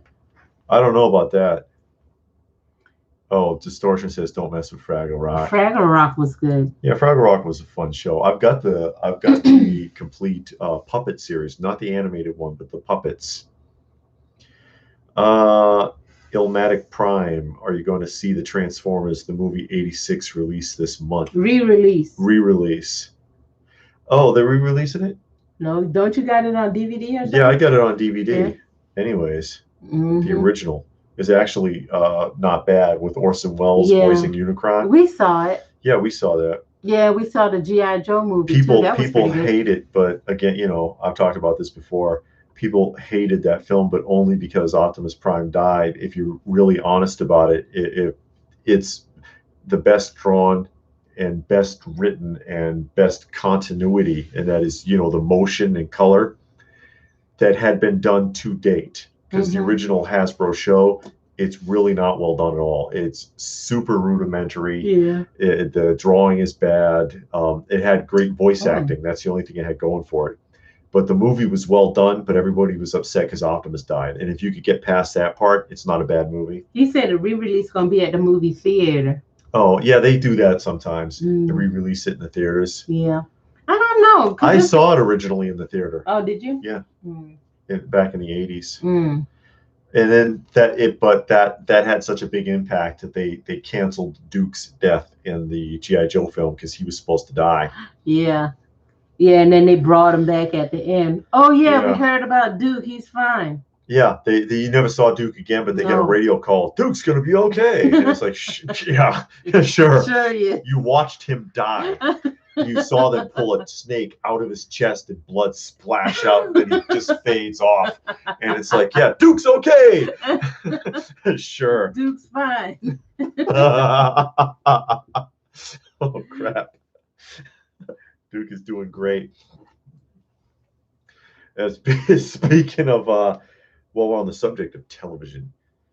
Anybody use TV watching apps out there? Just curious. But we were wondering about if you've noticed that all these different apps, no matter how many you have, they've got the same shows. Yeah. They've got the exact same shows. And the ones that you have to pay for, you still got to pay for them, no matter which app you're using. Yeah. It's like the music apps do the same thing, don't they? Yeah. A lot of those music apps is like XXX, like rock station or pop station or whatever. No matter which one you turn to, they got the same. They got the same catalog.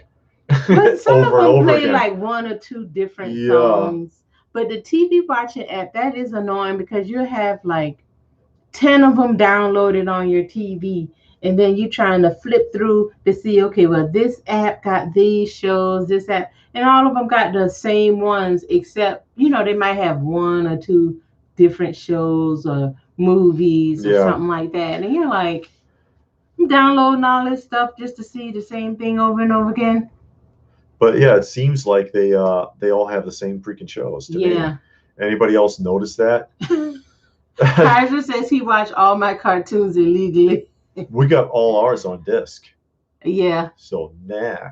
But And Gilgamesh says the only TV shows he watches are on DVD. We started doing that. Yeah, we'd rather have it in hand. Yeah, but we still watch a few because we started watching Invincible. Somebody on here, I know it was, recommended Invincible, and we started watching that, and it's actually a pretty good show. It's okay so far. Yeah. I like it. I like it better than, even though some of the premises are the same as The Boys. But I like it better because The Boys was so over the top, raunchy. Yeah. And they liked a lot of graphic sex and a lot of harsh language, and I don't like too much of that.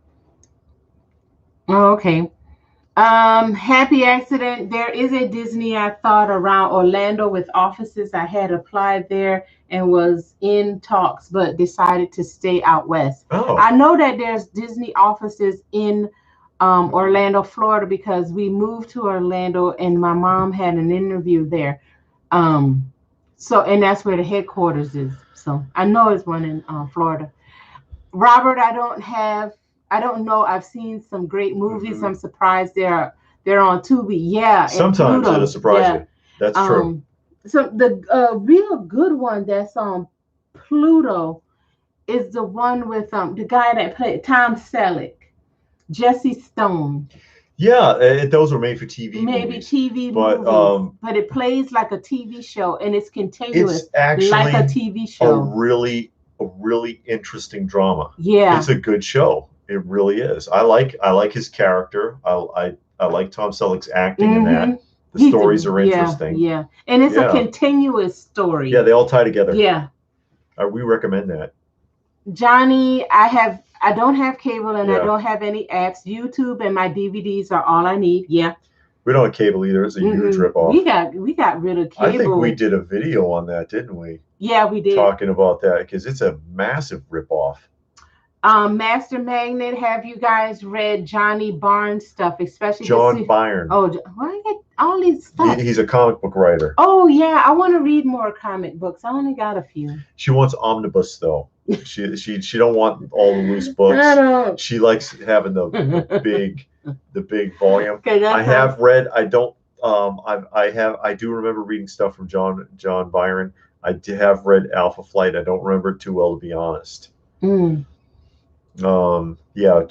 Frosnick says also, I prefer my shows on DVD. I don't blame you. You may as well have it in hand because it could disappear off the computer or off of the app at any time. Jughead says in October, Regal is showing the original Dracula and Frankenstein movies and the original Wolfman. Now, Invisible Man. Wasn't the original Dracula a silent film? That's Nosferatu. Oh, okay. Which is technically Dracula, and actually a more accurate physical depiction of Dracula than any of the other ones that you see in films.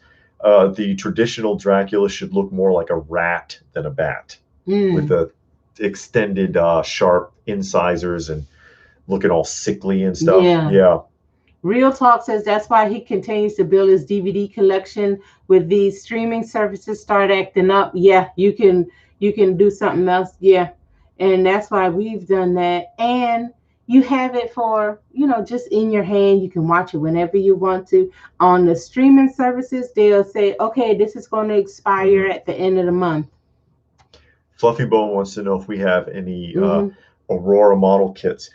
No, we do not, but they did have some really impressive model kits back in the day, and they are pretty scarce. Rat Fink, didn't you have that in? I've seen that. Didn't you have something Rat Fink? No, but yeah, that's another Aurora model kit. That's going back to. Jughead, YouTube, and Tubi, all I need. Yeah, we watch a lot of Tubi. We watch that. The Pluto. Columbo. Robert calls out Columbo there. Columbo, I like Columbo. Good. Yeah. And there's no intro. It just starts. There's no intro music. It just starts, and they put some credits while it's going. They don't waste a second. They called me Chief Bezos. With the pot. Okay. Good. Hi. Thank you for joining us. But yeah, they didn't waste a second on Columbo. You got every second was airtime with that show.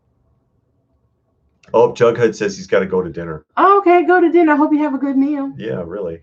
Me too. I can't blame her usually I collect Peter Davis stuff on Hulk and the X Factor. Mm-hmm. Does Pluto still have Bond? Yeah, they have an all Bond channel, James Bond channel. Doug A. Grayson, I Yeah. checked the Regal Cinemas, didn't see those movies listed yet. I'll keep checking. Yeah, they probably won't come up until the end of the month because they don't show you too far out sometimes. I've got the Bond collection, but I think it stops at GoldenEye. Oh, yeah, The complete box set. And of course, that Never Say Never Again is not part of that series because Sean Connery in Never Say Never Again, it was not produced by the same studio. A different studio got the rights to that story and completely redid the exact same story that had previously been done by the original studio. I think it's what, MGM, am I right? And put it out while Roger Moore was also Bond as a snub. And Sean Connery only went along with it because he was pissed off at the original studio because of contract problems. He was always fighting with them. Happy Accident says he just bought 3 omnibus for Cosmic Ghost Rider. He hopes it's not trash. I hope not too. I don't know anything about Cosmic Ghost Rider. I never saw James Bond because I don't like that type of movie, that type of film, that espionage. I don't like it. Really isn't. There's a lot of action. No, this is always they got to go get something. They got to go save the girl. We got to go get the file. You know, somebody need the disc. You need to watch Diamonds Are Forever. That movie is funny. Diamonds Are Forever. James Bond was good as Daniel Craig. And Live and Let Die. You don't like Daniel Craig? I like Daniel Craig until he was in that one movie. You know the movie. Oh, yeah. I didn't like him after that. Ooh, but then I saw him in Knives Out. We saw Knives Out when the girl kept throwing up the nurse because she thought she had killed the guy. And then come to find out she didn't. He killed himself.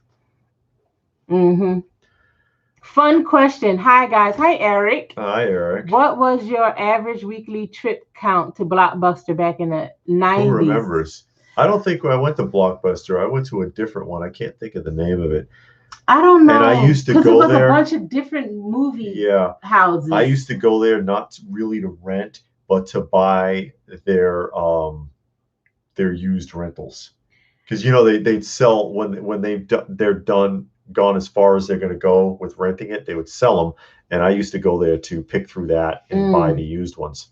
They used to have a Blockbuster Music where it was just all music, CDs and tapes, because tapes were still around. That's and right, I used VHS. to go, cassette tapes. It was Blockbuster Music. It was like a record store. Oh, okay. Yeah. I used to go there a lot.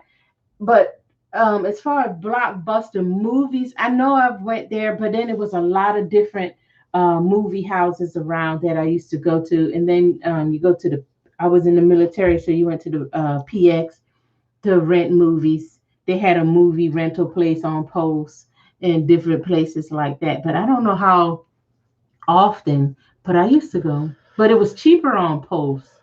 Yeah.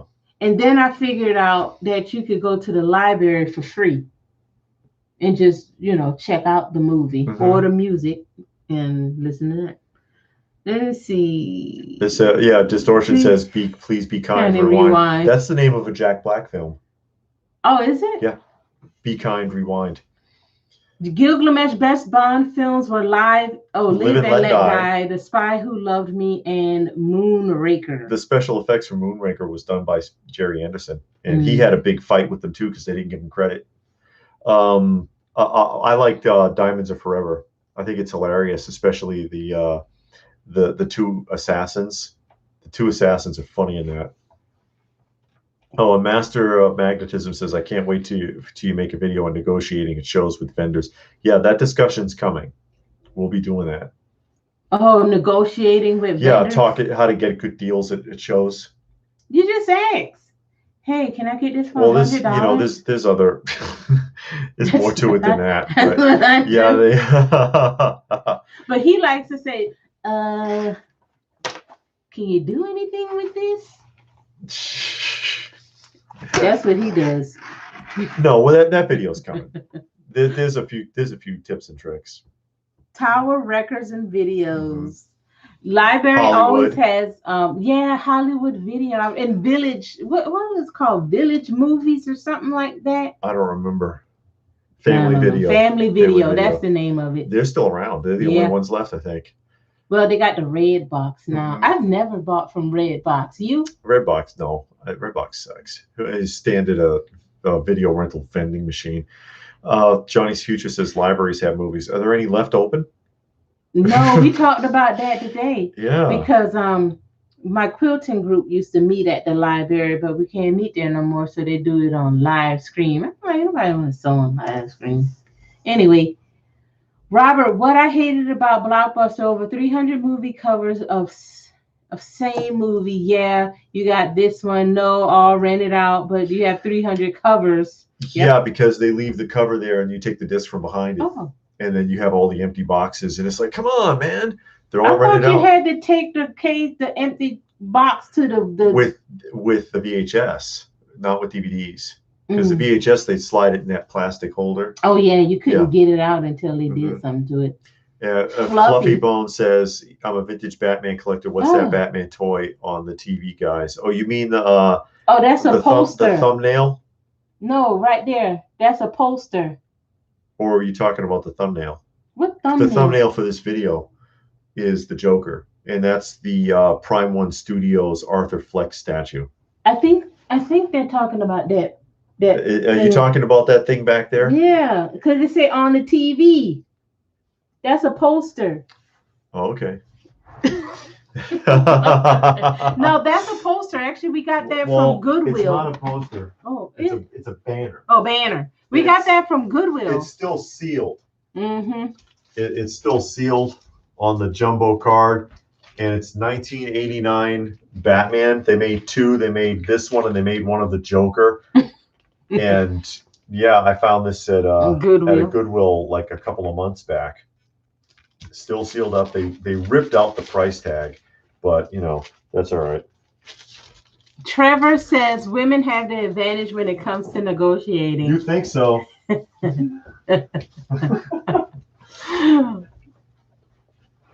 John says it looks like a Batman toy to me. No, that's a banner that we got from Goodwill. And Robert says he really missed the old record, TV, DVD stores. Yeah, they were cool. I like going in those places and trying to find something. Love Suncoast. I used to love Suncoast good movie stuff.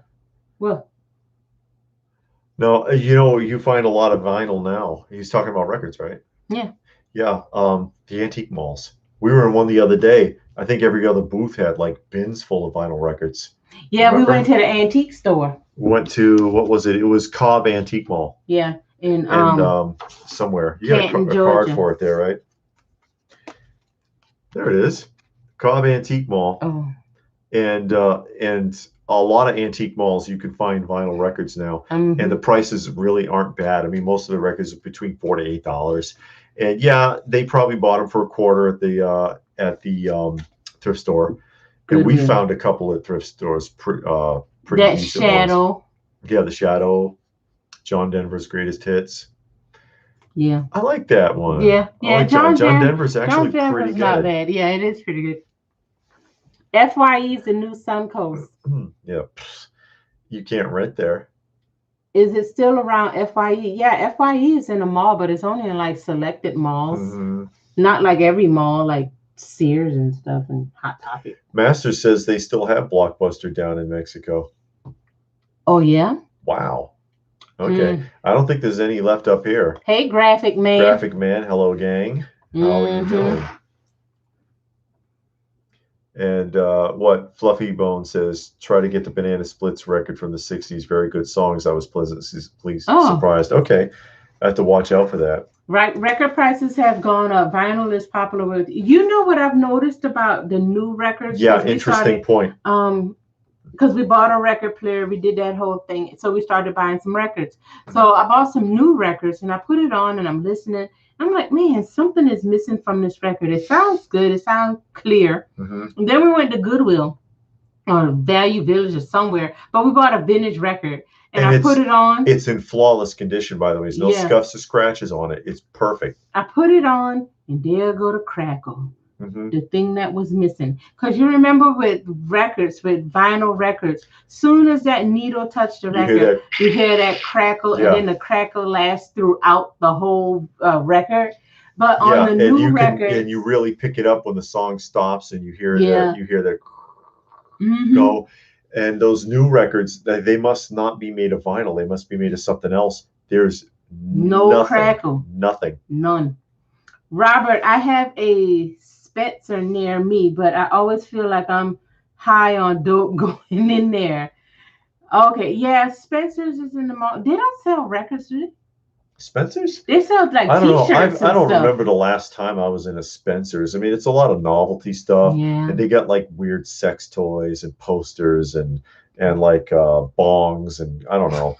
It's just like I don't know what the hell is in this store. Happy accident. VHS rental stores around before Blockbuster were best. I could get posters and 3D standees, scored a Hellraiser standee, and it took up the corner of my bedroom and my ceiling completely covered in. I got a bunch of because they just gave them away. All you had to, if you were the first one to request it, they would put your name on a Post-it note and they call you. And I got a bunch of Nightmare Before Christmas displays, including inflatables, back in the early 90s that I used to have.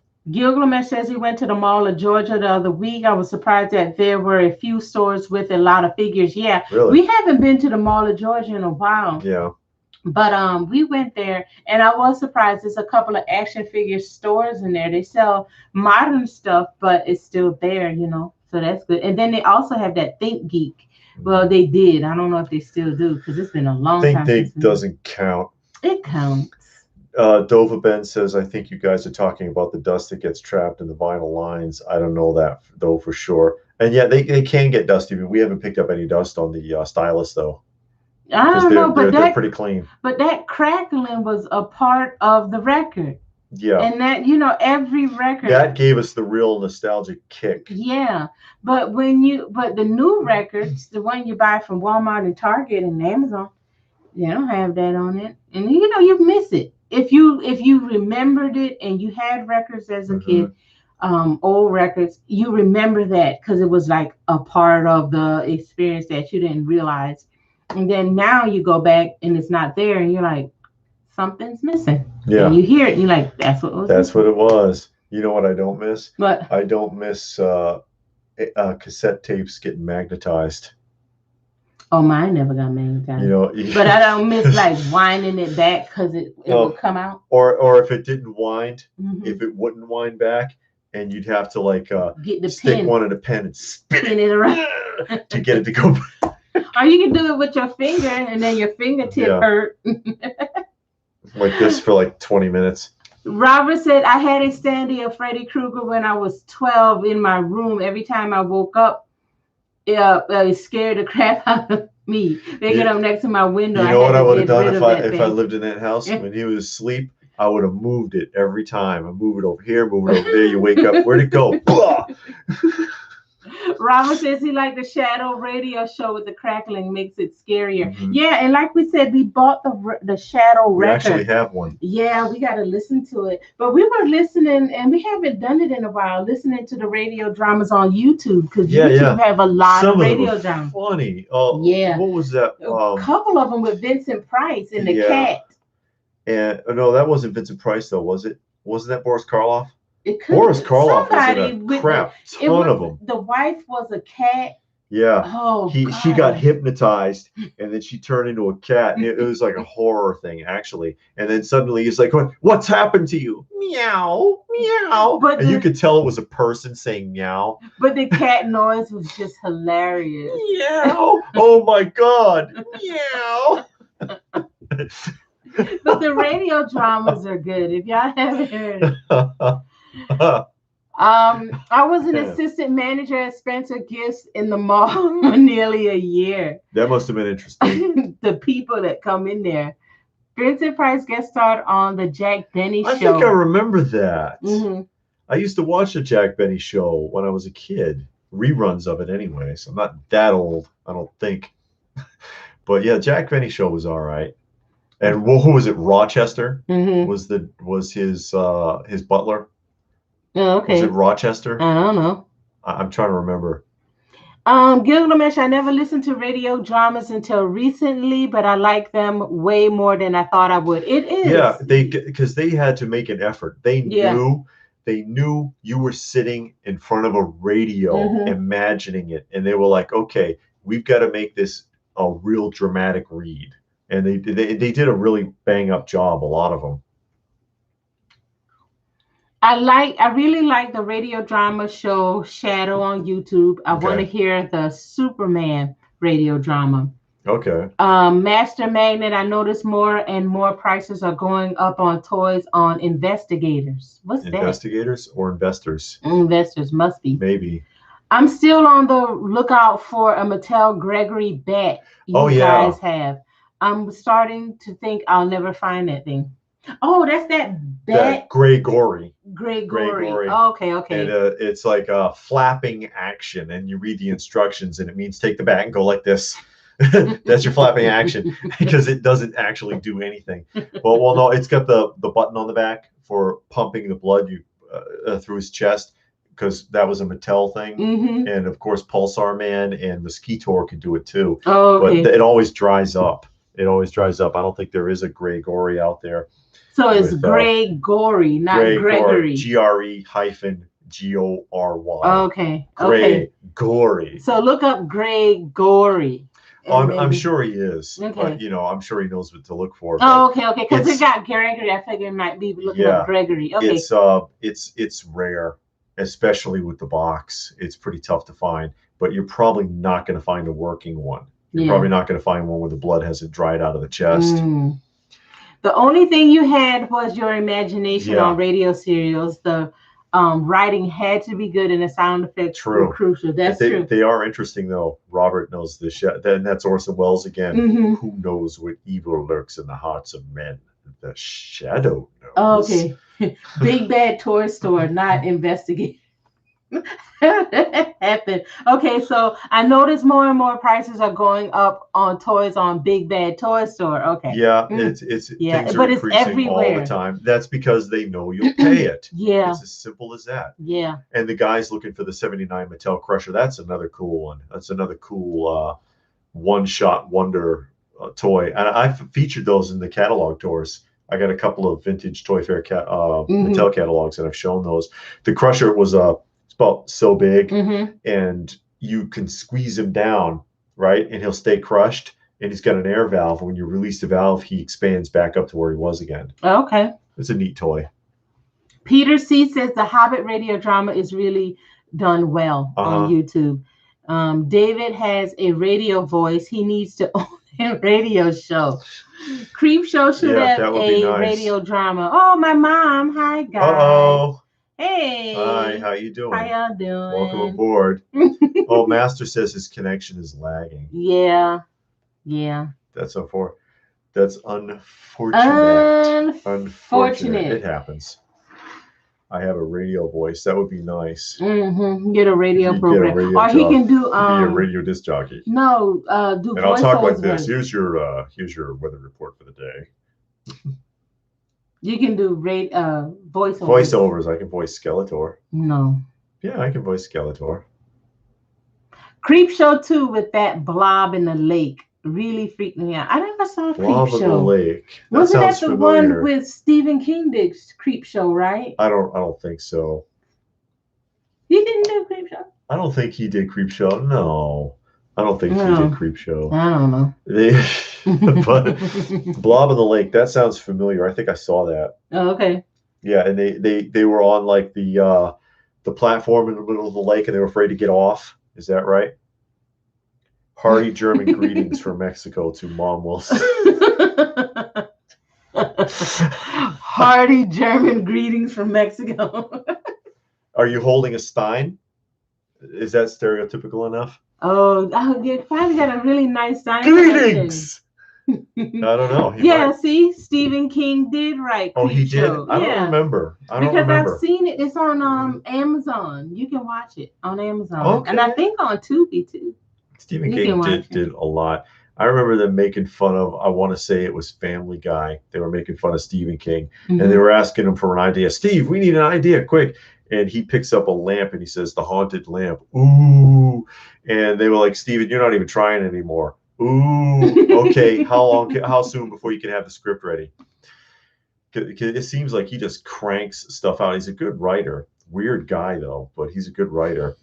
John said he has to go because Oh Columbo no! is on Cozy TV in less than 10 Oh minutes. no! Columbo. Okay, well, thank you for stopping by. Yeah, thanks. Join us again sometime. Mm-hmm. Prices are up on everything everywhere. Cost of plastic is up, and the cost of shipping is ridiculous with all the freighter bid wars. Yeah, and that's true, but also again, it's because you're willing to pay for it. And I made that argument, and that's in an upcoming discussion actually. Mm-hmm. 3-0 proved it when they were selling their 6 scale figures for around $100, and that's only within the last few months, and they're still making a profit. Mm-hmm. And that's because why are they charging like 280, 300, 350 for a 6 scale figure when they could profit off of it for 150? Because you're willing to pay it. Plastic may have gone up a little bit, not that much, not so much that they get to charge you tens or even hundreds more. And shipping has gone up, but most people pay shipping separate. Yeah. And that's as far as the deliveries, you're paying more and getting less. Packages are getting damaged more often. It's gotten slower. They've used the whole virus scare as an excuse to not honor their services. All the delivery services, not just the post office, UPS and FedEx. If you're not paying for next day, tough. If it's 3 days normally, whatever. And now it's official. The post office has officially announced, and not just them, because UPS doing the same thing, that they're going to be slowing down even more in the upcoming holiday. So, you're going to get slower service for more money because they raise the rates constantly. I remember when I was first working in the early 90s when I was like a toy dealer kind of, because I buy collections and I cherry pick it and I sell off the extra, when priority mail didn't cost more than $3 to pack a regular, like a full-size large box, like $3. But now the post office said they're getting rid of priority, ain't they? Oh, they're keeping the priority. You're just not getting it in 3 days. Oh, is the thing. And the priority mail and the regular shipping cost is only a difference of like sometimes 17 or 27 cents or something. What the hell's the point? Johnny Future, I'm not really huge into board games except for a few. Only ones I had was as a kid, but I recently saw one I didn't know existed, Emergency, from the TV show. I will most likely get it, even though I didn't have it as a kid. Yeah. Okay. Board games, it was like lunch boxes in the 60s and 70s. They made a board game for everything you can imagine. But they do that now. Yeah, but now nobody cares. Yeah. But back then, now they do like trivia games and stuff. But back then they made board games and they had real colorful covers. It's interesting to collect them, but it's hard to get into that. I used to have a lot of board games. I don't anymore. Actually, I gave a ton of them to Warren, but I don't so much anymore because they will really take up space fast. Yeah. They take up a lot of space unless you stack them. And then when you stack them, you can't see the artwork. Yeah. Because some of those old board games have some fantastic artwork on them, on the covers. Gil Glamet, some of Stephen King's best books are anthologies, Four Past Midnight, Nightmares and Dreamscapes, and a few others. I read a lot of Stephen King books. I have a lot of Stephen King. She does. I like the lady hit that homeless guy and couldn't get rid of him. Thanks for the ride, lady. Oh, that was one of Stephen King's movies, wasn't it? Oh, where the lady hit the homeless guy? That sounds familiar. It does sound familiar, but I don't know. Master Mexico, I got just one more question. Do you feel it a shame to stand small against what? Columbo? Because Columbo. Oh, because the guy left because Columbo's coming on. That's what it means. It's, That's all right. people got their thing. He's really into it, Yeah, and if that makes him happy, yeah, I we can't don't say care. too much. I had to pay customs an extra $60 for a figure I had already paid for from Japan, Uh-huh. and it took nearly 2 months to get it to me. Yeah, and a lot of those European countries and in Canada, they charge an extra duty on stuff, and it can get real expensive. That is true. Hasbro seems to be the worst for price increases. I've noticed it in several of their lines. Yeah, they are creeping up too. Hot What? Toys is creeping up. Yeah. Who else? There was another line that had a jump just recently too. I'm trying to remember. Somebody knows. Watch the Omega Man, Oh Great yeah, Heston movie, 1979. Kind of reminds me of the mess we're in right now. I never and saw that's Omega Man. Omega Man. Yeah, and that's a remake of The Last Man on Earth with Vincent Price. You saw The Last Man on Earth with Vincent Yeah, Price. yeah. It's a remake of that film. Check it Oh, out. is it? Yeah, check it out. Check it Okay. out and compare them. Um, Unfortunately, you two are the poster children for damaged packages. We get a lot. We get a David lot of gets a lot. scary packages and nightmare packaging jobs. Yeah, And then even the good ones still manage to get the crap kicked out of them. Only games I played was Battleship Trouble and Connect 4. We had a lot of board games growing up. I love playing solo Dark Tower. Okay. Bruce Scott caused a huge artificial market back in the day. Love my cartoon TV themed games. Yeah, and it says Bruce Scott is a Cereal cereal box and box. lunchbox Oh, okay. collector. Only board games I bought and collect are Cthulhu, Monopoly, and a Transformer board games from the 80s. Peter Falk rocks. I love Columbo. Yeah, I love Columbo too. I do like Columbo a lot. Did you back in the Hasbro Centennial? Did you back? Okay, yeah. He not the Centennial. You did Galactus. The Sentinel. No, I didn't get the Sentinel. I'd like one, but Mhm. at the time I couldn't do it. But I did get a Galactus. So I will, Oh, and when I get it, I will unbox it and review it next October. Apparently, it's gonna be a while. Johnny says for his board games, he bag up the tokens, shrink wrap the box, the board box, the board game, And put them on the ceiling. Mount them as art on the ceiling. How you gonna do that? Unless you got a drop ceiling and you can somehow set it in those slats. Oh, you can just put something like, I don't know, kind of like a bracket, and kind of put it in there. Raw Talk says Soylent Green was another great Heston movie. Yeah, we saw Soylent Green. You'd be hard pressed to find, because I get that question occasionally. It's like, can you name? People have challenged me to it. Name an actor who hasn't been in a bad film, because some actors have a lot of good films and then they get some dogs in there. And Charlton Heston's on that list. Name a bad Charlton Heston film, I dare you. Or Clint Eastwood. Name a bad, or just a really bad dog of a Clint Eastwood film. Can't do it. It's or if you did, it's one I never heard of. But Cheston was in a lot of good films. Even the bad ones were good. But yeah, Soylent Green was an excellent film, and we're probably there now.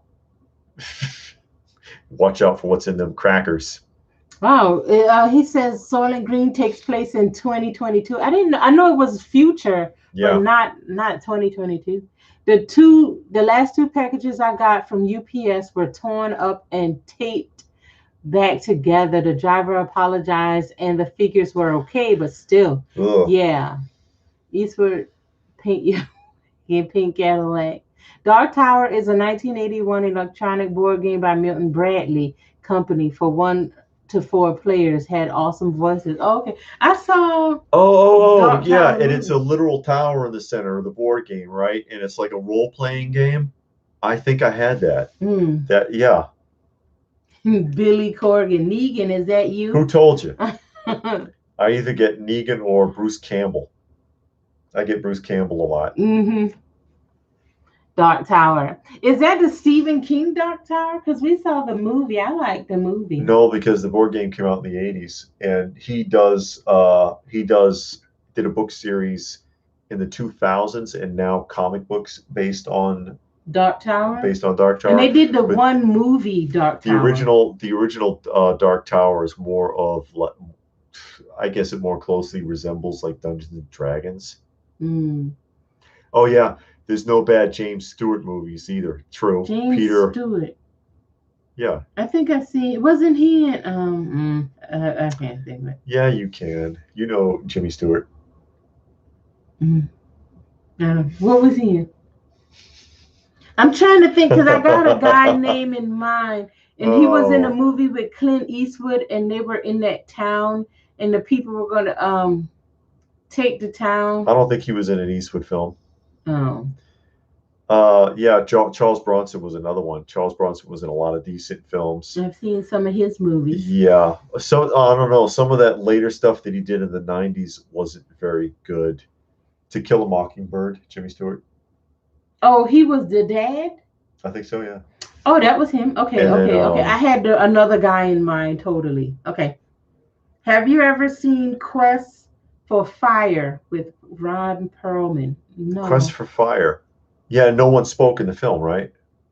Yul Brynner. I don't think anybody spoke. Yeah, Yul Brynner was in a lot of good films too. Yeah, he was in a lot of good ones. Although Future World, although he had a cameo in it. Westworld was cool, even though he barely spoke. Yeah. He and of course that was the premise for Terminator. They got the idea of the unstoppable android or robot. But Future World, which was the sequel to Westworld, wasn't as good of a film. And he was in this really bizarre dream sequence that someone was having in the film. And it's like, why is this scene even in this movie? It doesn't make any sense. Or movies with Keith David or Michael Ironside. Oh, Michael Ironside is cool. Yeah, I don't know Keith David though. And Robert Robotnik wants to know how your Star Wars collecting is going. Finding any good deals? Well, I just put one up this past week. I found a large-scale Chewbacca, and I did an unboxing of that. But yeah, you know, slowly going along because the prices on that stuff has just really blown up. Yeah, It's a Wonderful Life, Happy Accident. That was Jimmy Stewart. I don't think she saw that, actually, if you can believe it, because that's like a Christmas staple film. I don't like Christmas movies. What do you prefer, 1 year homeless or 1 year in jail? 1 year homeless. Because I can figure something out. I don't want to be in jail ever. Keith David was in They Live. Yeah. Okay. That's right. And The Thing. Okay. I've seen both of them. They Live. Kurt Russell's in a lot of really good movies too. Yeah, he was. Although, what was that other one? I can't think of it. That one of the more recent ones. There was a couple of recent ones that he did that weren't very good.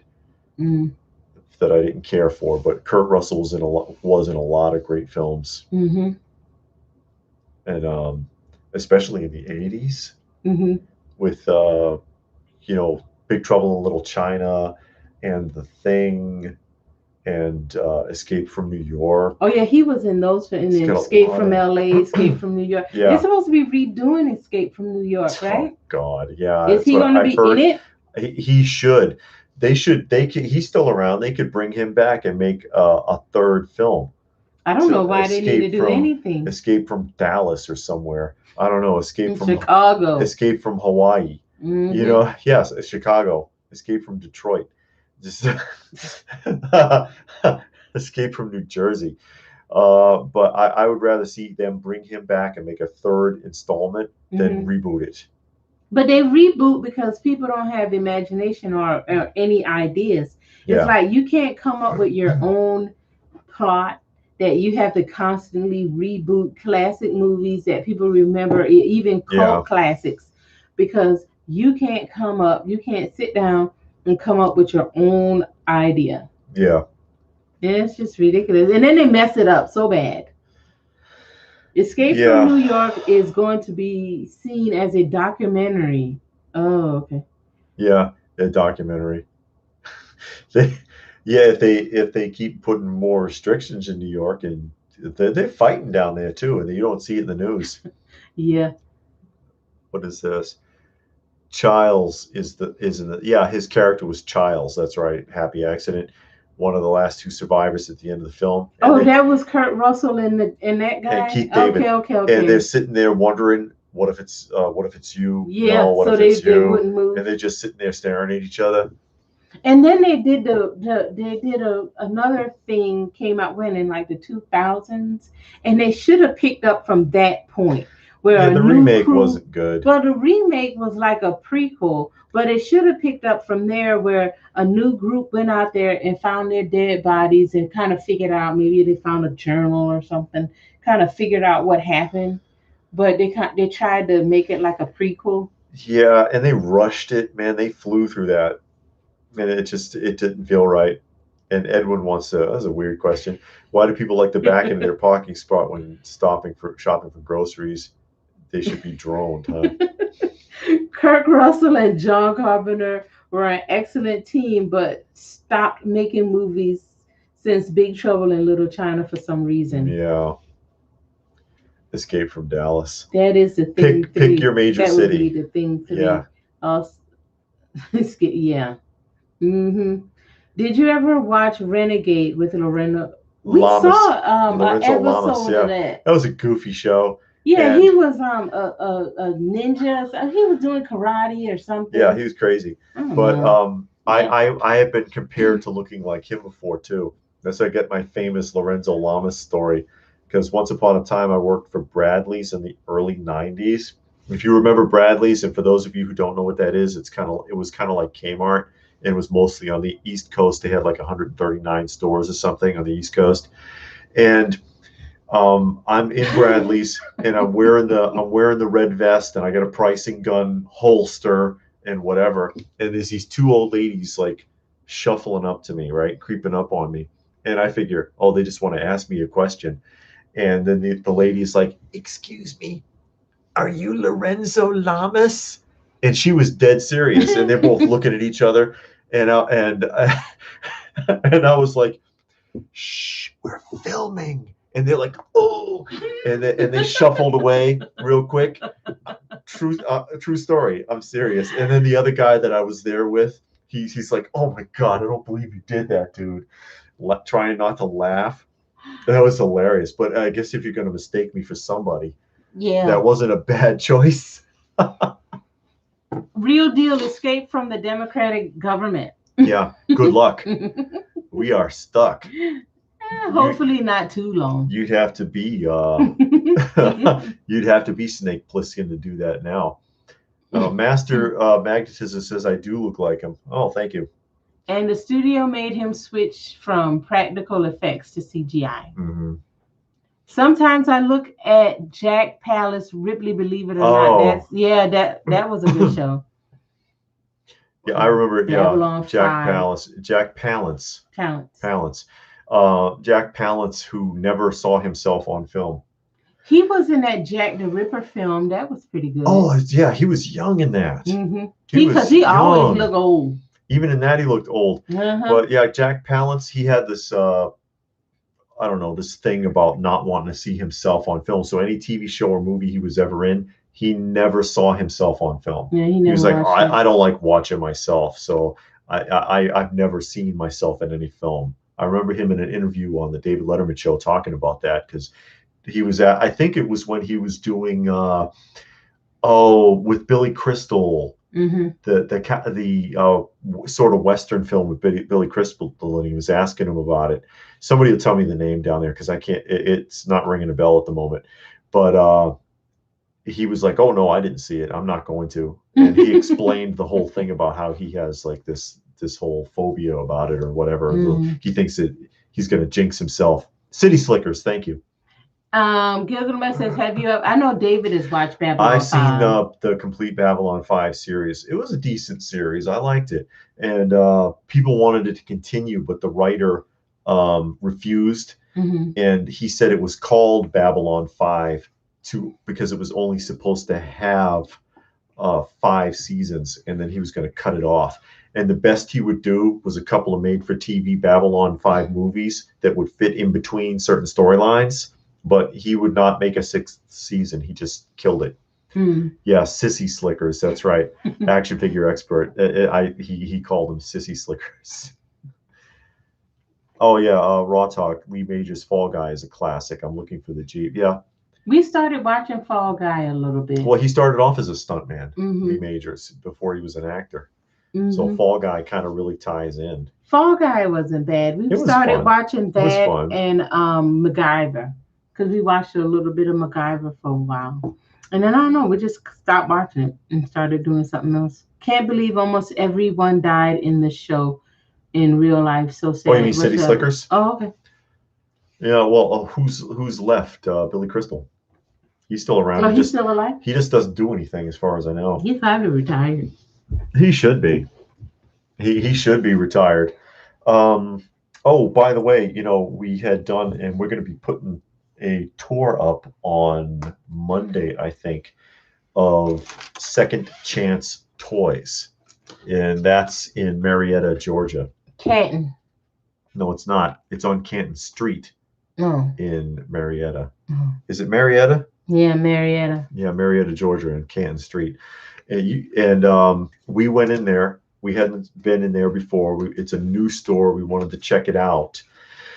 And we'd heard about it, and this is a father and son operation. The dad moved to Georgia from Florida, and they got together and they rented a spot and they filled it up.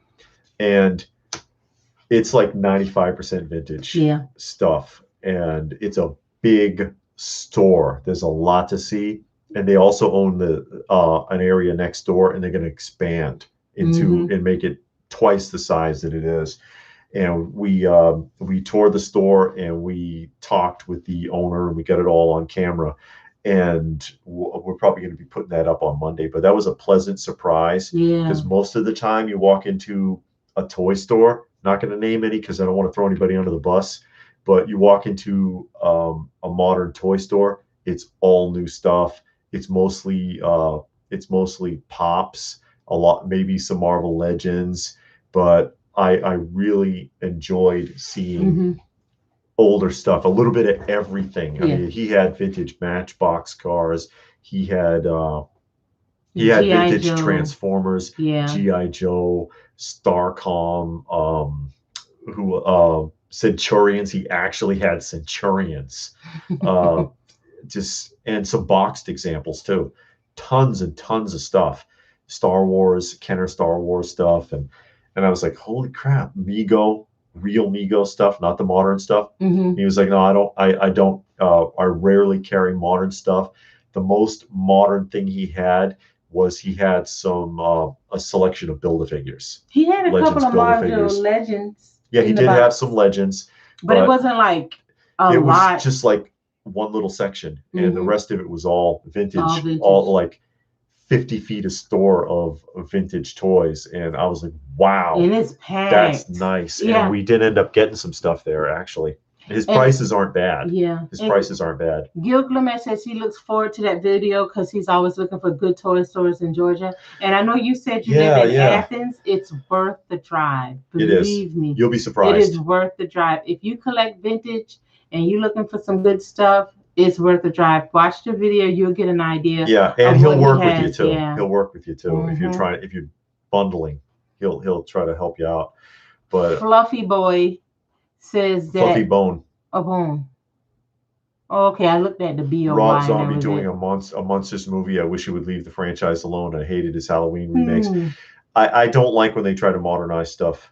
I liked his Halloween. You liked Halloween? Rob Zombie's Halloween? Well, there we go. I was done when they killed Danny Trejo. When they killed Danny Trejo, I didn't want to see it anymore. Well, I thought, and he kind of did. I'm waiting for them to explain what happened to Michael Myers. So I thought maybe in his movie, because he spent so much time with that little boy trying to like establish him, that we would get somewhere. But we didn't. But it wasn't horrible. Yeah. I mean, it wasn't great. It wasn't horrible though. So yeah, that's all. I just want them to explain why Michael Myers is killing up everybody. Because in the original movie, they never covered it. No, he And just had a never- nervous breakdown and started attacking people up. Yeah, and then it just kept escalating, and now he can't die. Yeah, And they it's they like, changed his character to be. Oh, Johnny's got to go. okay, Sorry, Johnny. well, thank you for stopping by anyway. It's all right, man. Yeah. He wasn't something supernatural. Mhm. The first two films were written together, but the story was too long, so they cut it in half, and they said, okay, we'll make a part two if things work out.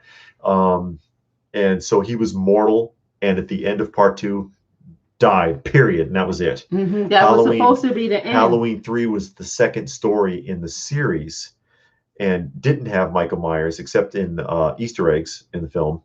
But people didn't get it. They were like, where's Michael? Because they didn't understand what was going on with why they did a different format of a film.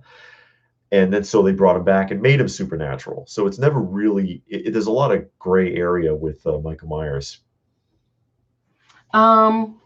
Brandon says, in Louisville, Kentucky, there's a store just like that. It's cool. Southland Antique and Toy Stores has toys from the 40s through to today. Must see. Okay.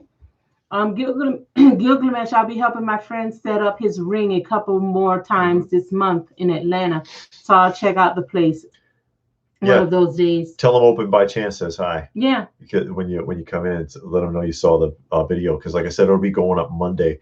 And also we right next door. Well, it's in the same shopping center. There's also Dr. No's Superstore, which is like a huge comic book shop. Yeah, it's big. And we did a tour of that one also. It's probably going to go up the following week. Yeah. But that was pretty impressive too. A lot of omnibus in there. Yeah, he must have had like 1,000 omnibus in there. It was incredible. It literally, I mean, the store is big. It's like two stores that they tore the wall out to make one big store. But it's big. It's a nice store, all comic books. So yeah, but go ahead and check those out. And like I said, the Second Chance will be going up on Monday, I think. Yeah, Monday. I'll throw that up there so that people can check it out. And it like I said, it's a nice business. It's a nice operation there. Nice, friendly people. They were friendly. Like I said, father and son operation. So they were nice. They were just really nice. I got a good vibe from them. So I like that. Masters says, have you guys been to Toy Department, Ohio? Nope. We never been to Ohio. We've been to Ohio? No. We were in Nebraska. We ain't been in Ohio? No, we haven't been to Ohio. No. I've been to Ohio. Have you? Cleveland. Oh, I'm sorry. Nobody wants to go to Cleveland. Cleveland? I hate Cleveland. What film is that from? I don't know. Somebody tell me what film that's from. I'll give you a hint. It's a John Candy film. See if anybody catches that one. I got to go to Cleveland, but I hate Cleveland. I went to Mile High Comics here in Colorado. Insane amount of books. Remember seeing their ads in comics back in the day. Yeah, it was we cool buy collections. Oh yeah, and that guy, Dr. No, the owner, he writes a column in a comic book newsletter. No, he does. I think he writes the newsletter. He's something big in that newsletter. The guy told us. So Trains, Planes, and Automobiles? No, that's not it. Nice try though. That wasn't it. But that was a good film. Trains, Planes, and Automobiles is a fun movie. Is that the one where they killed somebody and the money was hidden underneath the trees? No, that was John Candy and Steve Martin. No, I mean in Trains, Plane, and Automobile. Was that the one where they had killed somebody? That's John Candy and Steve Martin. No, that was a Mad World. Nobody dies in the film. No, Mad World. That's the one when they had killed somebody. And then they had some money. Look for the big W. Yeah, and the money was hidden under some trees. Yeah, and it's not Uncle Buck either. Is it delirious? He's not going to tell you because he doesn't even know. He's pulling it up on his phone right now, trying to figure it out. That's messed up. Whatever.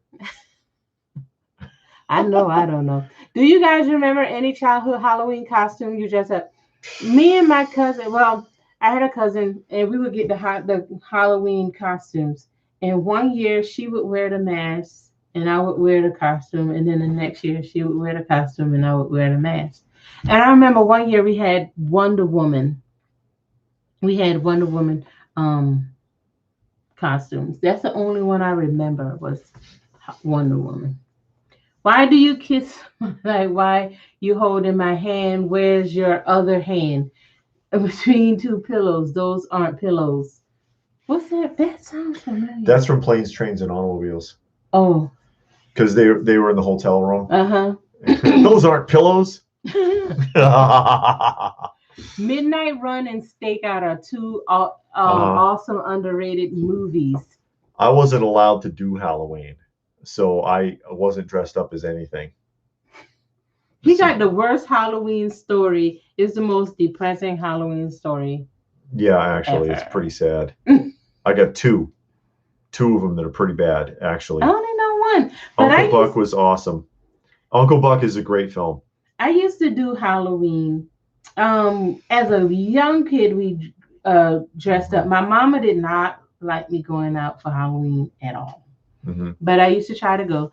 And I would go with my cousins and we would go house to house. But we didn't hardly dress up like I said, as a young kid we did, because I remember a Wonder Woman costume.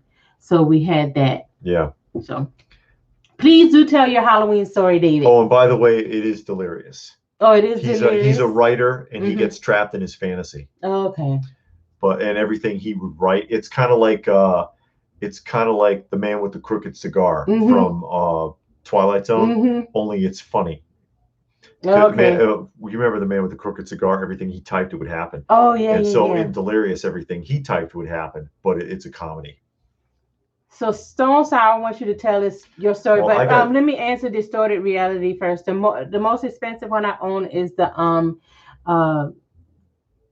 SDCC one, the Scare Glow, Masters of the Universe Scare Glow. I had got that on the shelf. I think it was Barnes and Noble, but wherever it was, I bought it in the store. Is it? Okay, yep. Really? I got two basically. I remember I was not allowed to do Halloween, but my mother would give out Halloween candy and make me distribute it. So I would have to give kids Halloween candy, but I couldn't have any. So then, and no, I'm not diabetic or anything, in case anybody's wondering if she was trying to help me out. No, she wasn't. Sounds like a party just started next door. Yeah, down the street anyway. Because they always have. I know who that is, and he's like literally a quarter mile away. He ain't that far. It's like it's around the corner in one house. It's a quarter of a mile, the 20th of a mile. You can see the house from here. Yeah, with binoculars. But one day I come home from school, right, and laid out on my bed is one of those Ben Cooper Spider-Man costumes, right? And with the plastic mask and with the plastic jumper that doesn't fit. Devil's Printer, Twilight Zone. Thank you, the guy. And I was like, oh wow, great, Halloween costume. She's gonna let me go trick or treating. No, it was for me to wear while I distributed the candy that year. And I'm like, and it didn't fit.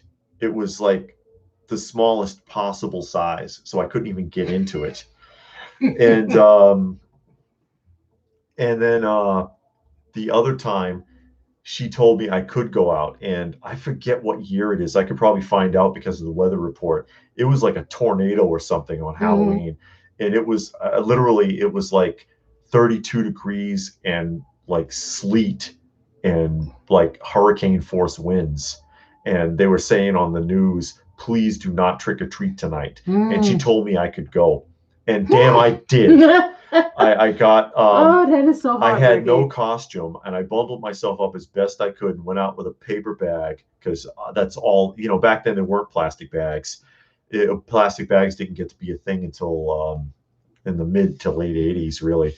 And it was drenched and fell apart, and nobody was answering the doors. I don't think I could have filled like that much of the bag because nobody was doing it. So that's my two miserable Halloween stories. That's parties. awful. And to add insult to injury, when I'm older than my sister. Oh, she brought my sister trick or treating every freaking year. I was like, oh, you don't even get me going. Distorted Reality says, do you own any Cheech and Chong stuff? No, actually, I don't. I don't have any Cheech and Chong stuff.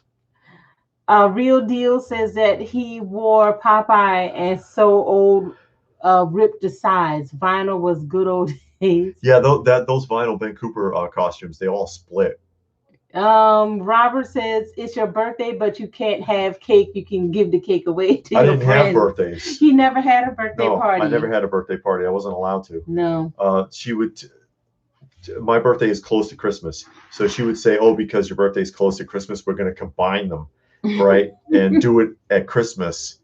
And then Christmas would come, and then Christmas would get canceled. So, I mean, my only childhood memories of like opening or unwrapping gifts or whatever, I'm like 5 or 6 years old, or maybe 7. That's my best memories, and that's why, some of the things I look for sometimes, or I've got like Quiz Kid, and that's a childhood gift from like when I was 6, maybe, that I own, that I went back and bought now, or the Weebles camper set that I'm on the hunt for, because I remember getting one, but that's the age I was when I was still getting presents, and then forget it. Edwin says he's in Cleveland. Robert feels bad for you, man. I got candy. I got gum. David gets a bag. Gets a rock. I got a rock. I didn't even get that. The guy wants to know if I collect Tomland. I used to have Tomland figures. I don't have anymore. It's part of the collection that was stolen. But I didn't have the aliens, but I did have the monsters, loose and carded. Yeah, you can't find that stuff anymore. No. But yeah, Tomland, they're cheesy figures, but it's cool. It's nice. It's like Mego style action figures. And they also made the aliens. They made some 3 3/4 inch also. Zom says my mother wasn't very nice. No, she was not. She was not a nice person. No. Hardly. But anyway. It's all right, because it another lifetime. It's a lifetime ago. Any happy kid memories? Not too many. It gets worse. It gets worse. There's a lot worse I could say, but without getting too deep into it, I did not have a very happy upbringing. It wasn't easy at all. Yeah, but it also goes to show, because you see some people that had a bad childhood or semi bad childhood, and then they become horrible people. Yeah. And then they say, oh, it's because of my upbringing. But it does show that you can have a really bad upbringing and turn out to be a decent person.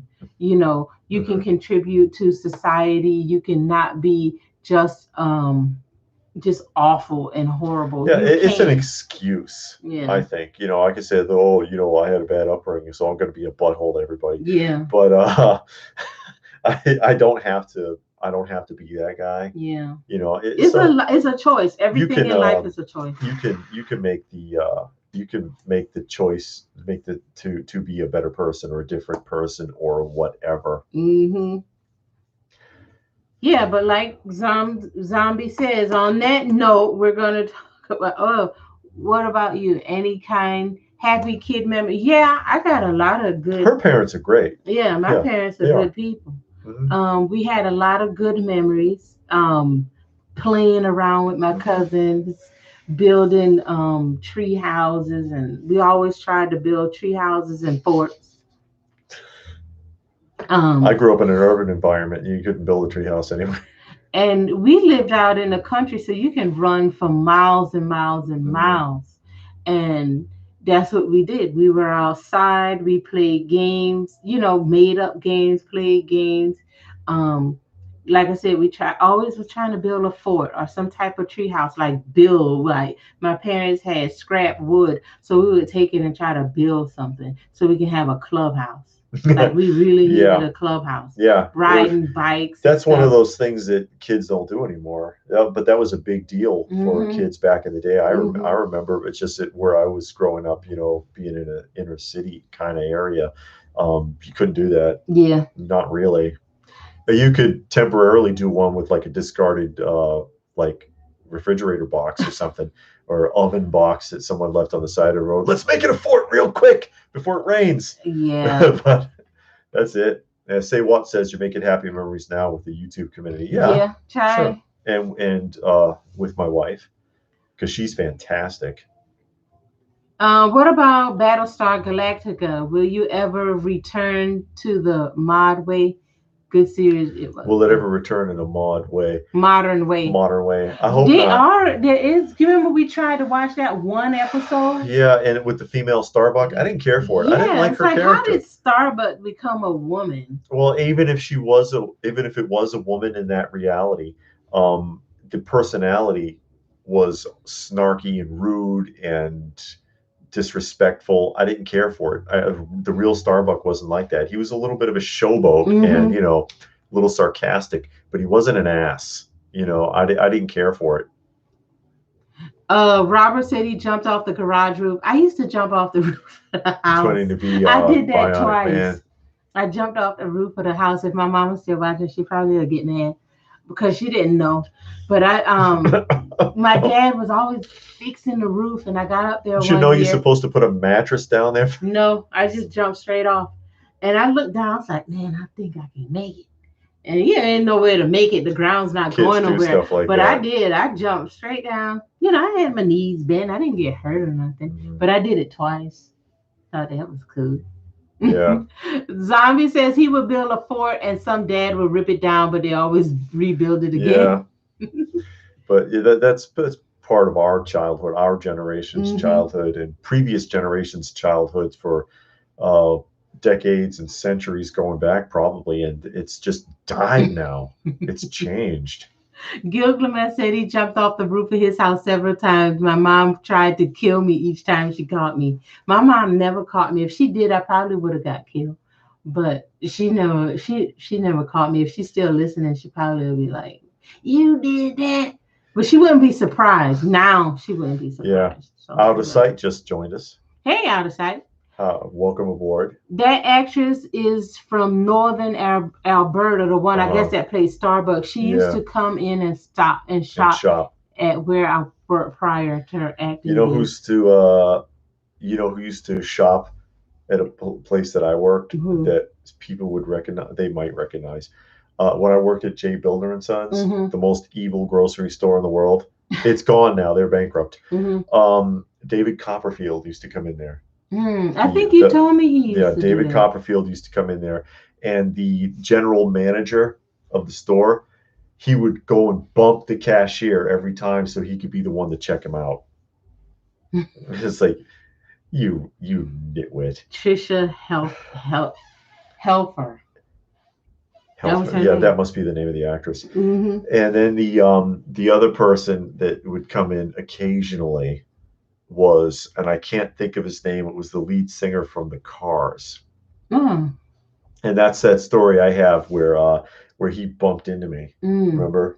Because I was I was the grocery manager in J. Builder, and he literally walked right into me because I was doing something. I think I had the tells on and I was punching in. Back before it scanned, you had to punch it in for doing the orders in the dairy section, and bumped right into me, and I looked and he was like, "Oh man, I'm sorry." And I was like, "Oh, okay, no problem." And I didn't recognize who he was even. And he walked around me, and then this herd of people comes creeping around the corner. "Did he talk to you? What did he say?" He said, "Excuse me, what are you people doing?" Because I didn't know, and I didn't care either, because it's like the guy can come in and shop without being followed around like he's a freak. I never bothered him when he would show up. Master Magnet, are you guys into sports? No, Not we don't really. watch sports. The only thing I think independent style sports, like we like watching the World's Strongest Man. Yeah, we competitions. Watch that. I like those. We both like that. Ninja Warriors. Yeah, obstacle courses. And Beastmaster. That's the one. I like Beastmaster better. Yeah, that's the one on Netflix that Sylvester Stallone produced. Yeah, I'm getting kind of like she's been watching it recently, and I've been kind of half-ass watching it with American Ninja Warrior because I'm getting kind of sick of it because there's so much fluff now. Yeah. The fluff pieces are more than the athleticism, and they'll draw out. They'll show you like 5 minutes of somebody's sob story or whatever. Not trying to bust on anybody, but I don't need to see it all every week. And then watch them run for a minute and fail, and then go to commercial and come back while you were away, and then they show 5 people complete the course, or explain that 5 people completed the course. And I don't need all the fluff. Just show me the athletes doing their job, Robert says he didn't care for the reboot of Galactica either, but it grew on him. He did like the Pegasus storyline, and he also loved the cars. Tom Petty eating a girl as a cake disturbed him. That sounds just. I don't care for Tom Petty that much. Free Falling is good. I think that's the only. Is that the one from the video? Don't Come Around Here No More, where he's doing like Alice in Wonderland, or is that a different video? I'm not a fan of Tom Petty that big. No, but Free Falling I think is his best song. Yeah. Other than that, I don't think he's all that great. You Don't Have to Be a Refugee. That's not bad. The funny thing was when she was in Species, I went to the premiere and her family was there. Her uncle sat down beside me, and when her adult version finally showed up naked, he got up and left. Happy Accident is back. Oh, hi. Oh, Zombie says that NFLPA is the National Football Player Association. Yeah, somebody told me that. Why did he need all description. That? Well, and I don't know, NFLPA, because I was asking on the Pops, how come, why do they put PA on this now? Peter says, does pinball count as a sport? The guy ran into Rob Schneider. I was just talking about him today, actually. At LAX on my way to Korea. Not exciting, but he was really a down-to-earth dude. American Gladiators was a great show. I used to like American Gladiators, too. Rob Schneider, and we were just talking about him today because of a comment he made about Saturday Night Live just recently. Because people are asking him, because you remember he's an original a Saturday Night Live alumnus, they call it. Well, he was on in the 90s, right? And he said, and I can actually pull it up here. He said, when asked about the modern SNL, he says, much late night comedy is less about being funny and more about indoctrination by comedic imposition. People aren't really laughing at it as much as cheering on the rhetoric. It no longer resembles a comedy show. It's more like some kind of liberal Klan meeting. And he's talking about Saturday Night Live. So he's got no respect for the modern Saturday Night Live, and that's a shame because that's where his career kind of started. Victor Hoffler. Happy Accident. I got to say I'm not a huge fan of Tom Petty's music, but after watching a really long documentary about the guy, wow, he was like a really great person. Yeah, and I can't take anything away from the guy. I mean, if you've got a lot of accomplishments, then you've got a lot of accomplishments. I mean, he had a lot of popular music. He was an active musician. Can't take that from him. Do you remember the TV show Gladiators? I used to watch Gladiators when it was out. Yeah, I used to like that show. Out of sight. The American Gladiators or which Gladiators? The American Gladiators is the one I used to watch. I like Tom Petty's Wildflower album. Victor went to the gym. He's like, wow, we still on. Yeah. Eric says, I find myself scouting out more childhood memories towards commercials. There's so much fun in doing. Yeah. It is sad because you see so much of it dissolve. And we were actually talking about it because we were at Second Chance Toy Store, and they had a bunch of strawberry shortcake, and it just, just looking at it and seeing it remind you of that time as a kid when they were out, the cartoon was out, they had all of the merchandise.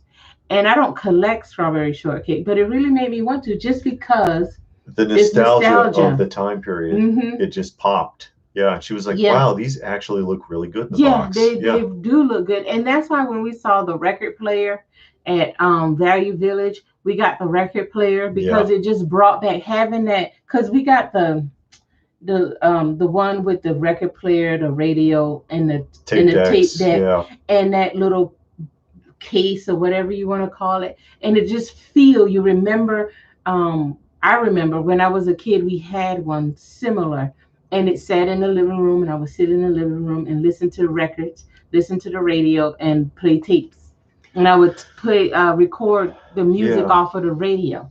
So all of that stuff just brings back the memories.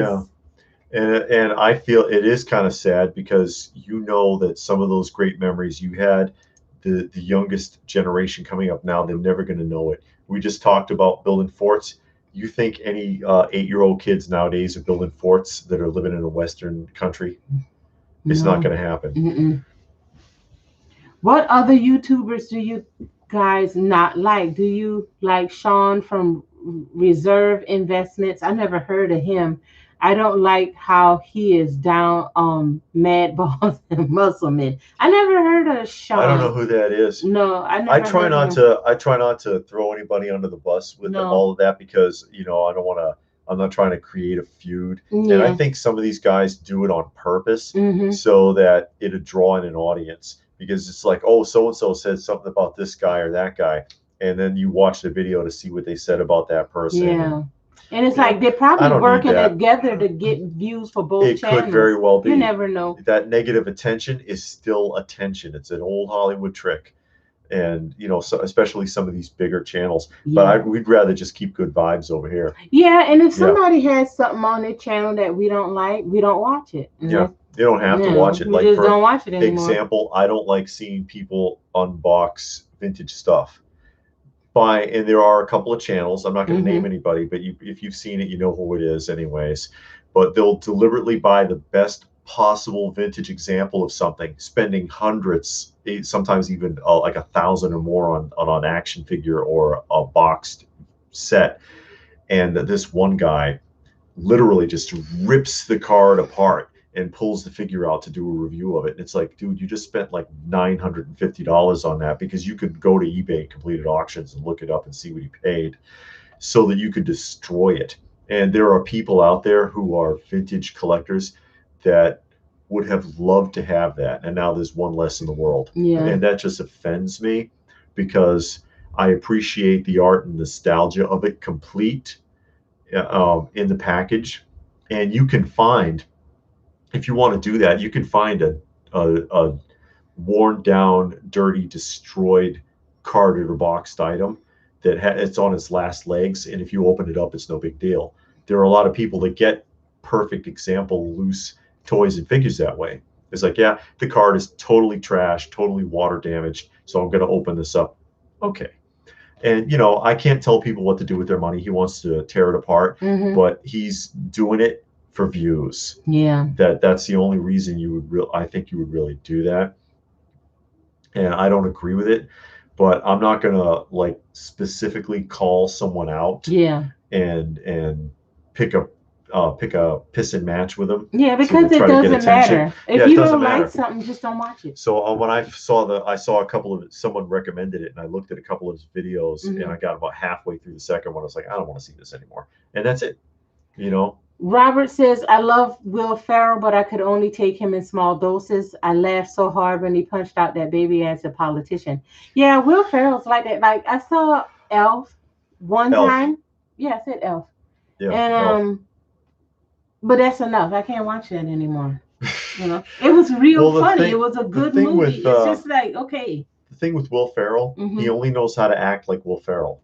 He's because he was in that other movie that was serious. He was in that serious film where he was the IRS agent. That was Will Ferrell on like 2 on the dial. Yeah, he was like on 0 on the dial. All he does is, just turn the dial up, and he's either quiet Will Ferrell or really freaking loud Will Ferrell. But he's not an actor, not really, not in that sense. So it's just, where do you want that dial? He's always Will Ferrell. Yeah, but because he's not a character actor. Yeah. But on that movie, it was a serious film, and he was like on for Will That was Ferrell. still a He was comedy. like, yeah, but he wasn't like Will Ferrell. He was like zero Will Ferrell compared to where he is on some everything of the other else. ones where he's Yeah, bonkers Will Ferrell. yeah. Distorted Reality. I love Battle of the Network Stars I remember that. when they were still stars on the network. But seeing Farrah Fawcett in a swimsuit, at was a dream come Shame true on for a you. 10-year-old. Farrah always made me hot, and other What's Jack wrong with you Burning bed people? happened, became impotent after that. Did you guys watch a martial arts show, MCA Mastered, hosted by Shannon Lee, Bruce Lee's Yeah, it daughter? was like a Saturday morning live action show, and it was like, it was almost like watching wrestling, Mhm. and they would be called to compete with each other, and it was staged fighting, but they tried to dramatize it like it was real. Is that the one? I think so. Stone Sour said that you would love retro blasting. We have seen some Yeah, retro seen Retro blasting stuff. Blasting. Yeah, we've watched him. hmm David, you guys are the few that are honest and sincere, not naming any pixels. What's wrong with you? Toy collectors. No comment. No, toy collectors are horrible. Only a few are decent, but I lost respect for most because they don't respect their fans. Huh. Retro horrible to people. I don't know. I only watch the Is videos. he? I don't know. I don't watch the live streams, or I don't do a lot of commenting on YouTube. So Yeah. I don't know. When I watch it, mainly I'm watching it on the TV anyway. And to make a comment, you got to come to the computer or the phone to make a comment. So I just watch One it. thing I noticed about a lot of the other live streams, that's something that I only bring this up because it's been mentioned to us a bunch of times in like messages that were sent after our live streams. We're actually addressing the audience instead of just completely glazing over them. The guy, you two are entertaining. Most toy channels are too happy or just complain way too much. Yeah, I like down to earth free fingers. I know the ones he's talking about where they're like they're ecstatic. They look like the Hi guys. Yeah, oh my God, this is so fantastic. And then they cut frame it like 1,000 times, like they're all over the place because they chopped it up. They can't complete a sentence without editing it. They must spend like 8 hours editing a 10-minute video. Do you not know what you want to say? I don't know. Oh God! If he make one mistake, we can be 5 minutes from being That's done. not He'll true. redo the whole video. Oh, baby. Oh God, the darn cat. Kitty. Throw him outside. Crumb, come here, buddy. He don't want to come. He is coming. Come here, Crumb. He comes wants when you I to call go him. over there and put some food in that He bowl. comes when I call. Come here, kitty. Come here. Gilgamesh. Only channels I say I don't like are the ones where it's obvious they're shills for the companies, or they're trying to get noticed. They get a lot of free stuff. Yeah. That's why they do it, because they want that free stuff. And then people watch for the reviews, but then the reviews are fake. Yeah. People get mad at me when I do reviews sometimes because, I don't get paid to talk. So I'm going to tell the truth. And especially, oh man, that 3.0 Optimus Prime. A lot of people got mad at me with that. It felt super fragile. I mean, I said it. I said, man, this thing feels like it's going to fall apart in my hands. And this is expensive. And people are like, you as a collector should know that you should expect to have to do this and this and this. And how about no? How about they just make a quality product? I did. And I like some of 3.0 stuff. It's just that Optimus felt fragile. I was telling the truth. But whatever, man. The guy, Stranger Than Fiction, Will Ferrell. Is that the movie that I was talking about where he was on like Zero? I think that's it. I love Will Ferrell as Harry Carey. I don't know Harry Carey. I don't remember. Master Mexico went out for some tacos real fast. 10 for 60 pesos on Saturdays. Couldn't pass it. Happy Accident. Gilgamesh, I would love my next video. It's a spoof satire info review with unboxing with lots of shill moments. Yeah, and we act like freaking bonkers and cut frame it 100 times. And then I can, between the cut frames, I can change my shirt and see if anybody notices, or change my hairstyle. He talked about doing that. I can't sit through all of that. I should. That would be hilarious. No. Do remember Benny Hill used to do that when they would do the filming, and he was like, He'd show the girl, "You've changed," and then they'd go back and it's a completely different actor, and he goes, "Have I?" Rome Ross is in the house. Hi, Rome. I despise retro. The banned me from chatting, then said deserve it, then found out confused me with another guy. The Masters is going on about Pixel Man. Pixel Lord. Man. Look, I am not going to read y'all comments talking about other My goodness, people. is so fantastic. I mean, the legs fall off, but who did not want this fantastic figure? Oh, y'all gotta quit. I'm not naming anybody. I'm not naming anybody. Somebody asked, Stone Sour asked, okay, yes, David did get the Galactus figure. I did get a Galactus. Did get the Galactus. Yeah, I couldn't. I gave in. But she talked me into it. I did not. She did keep asking me, "Are you going to do it? Are you going to do it?" Because he always talking about, "Oh, I just want to do this," and then he don't, and then like, "Oh, I should have did this. I should have did that," and then he'll deny himself some stuff that he wants, and sometimes you just got to go take the plunge. Yeah, well, I took the plunge. Yeah, pay the bills, and then you got some change left over, go buy something. The guy says I should do it. It'd be like a TikTok video. Blah. Oh, so you want me to dance around in a thong? TikTok you don't video. Have to dance around on He TikTok. Said TikTok. They so dance on TikTok? I either got to dance around in the thong or I got to beat up somebody who's laying on the ground, and then I can make a TikTok video. I never saw no TikTok. Nothing.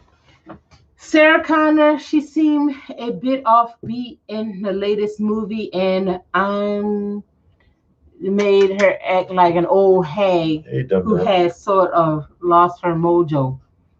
At the Arnie good with curtains, at least Arnie's good with curtains, yeah.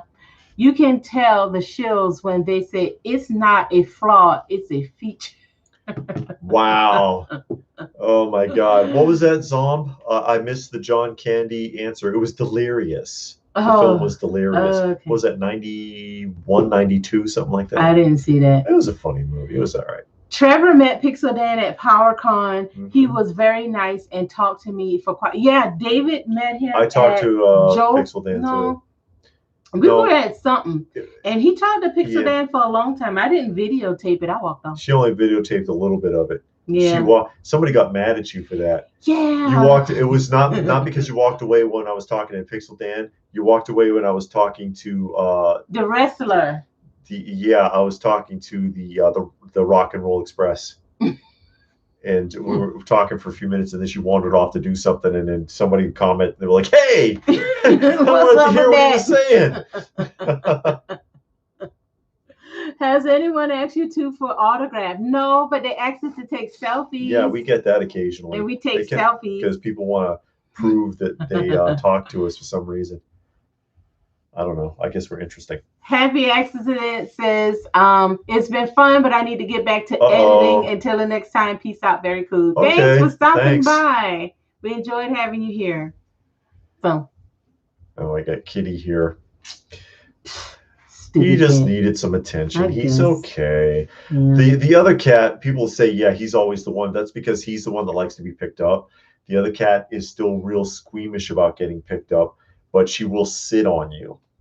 She will come and sit on my lap, but if I try to pick her up, she freaks out. Remember, they were both strays, so there's always that. Says Ross says Retro is an honest toy reviewer. He's a purist, in my opinion. He just won't compromise his integrity like this channel. These are the two channels that have the collections I wish I had. Mm-hmm. Okay. Off topic. I am eating sweet tarts right now. I like sweet tarts. Oh, do you? Yeah. Sweet tarts. Yeah. Bye, Happy Accident.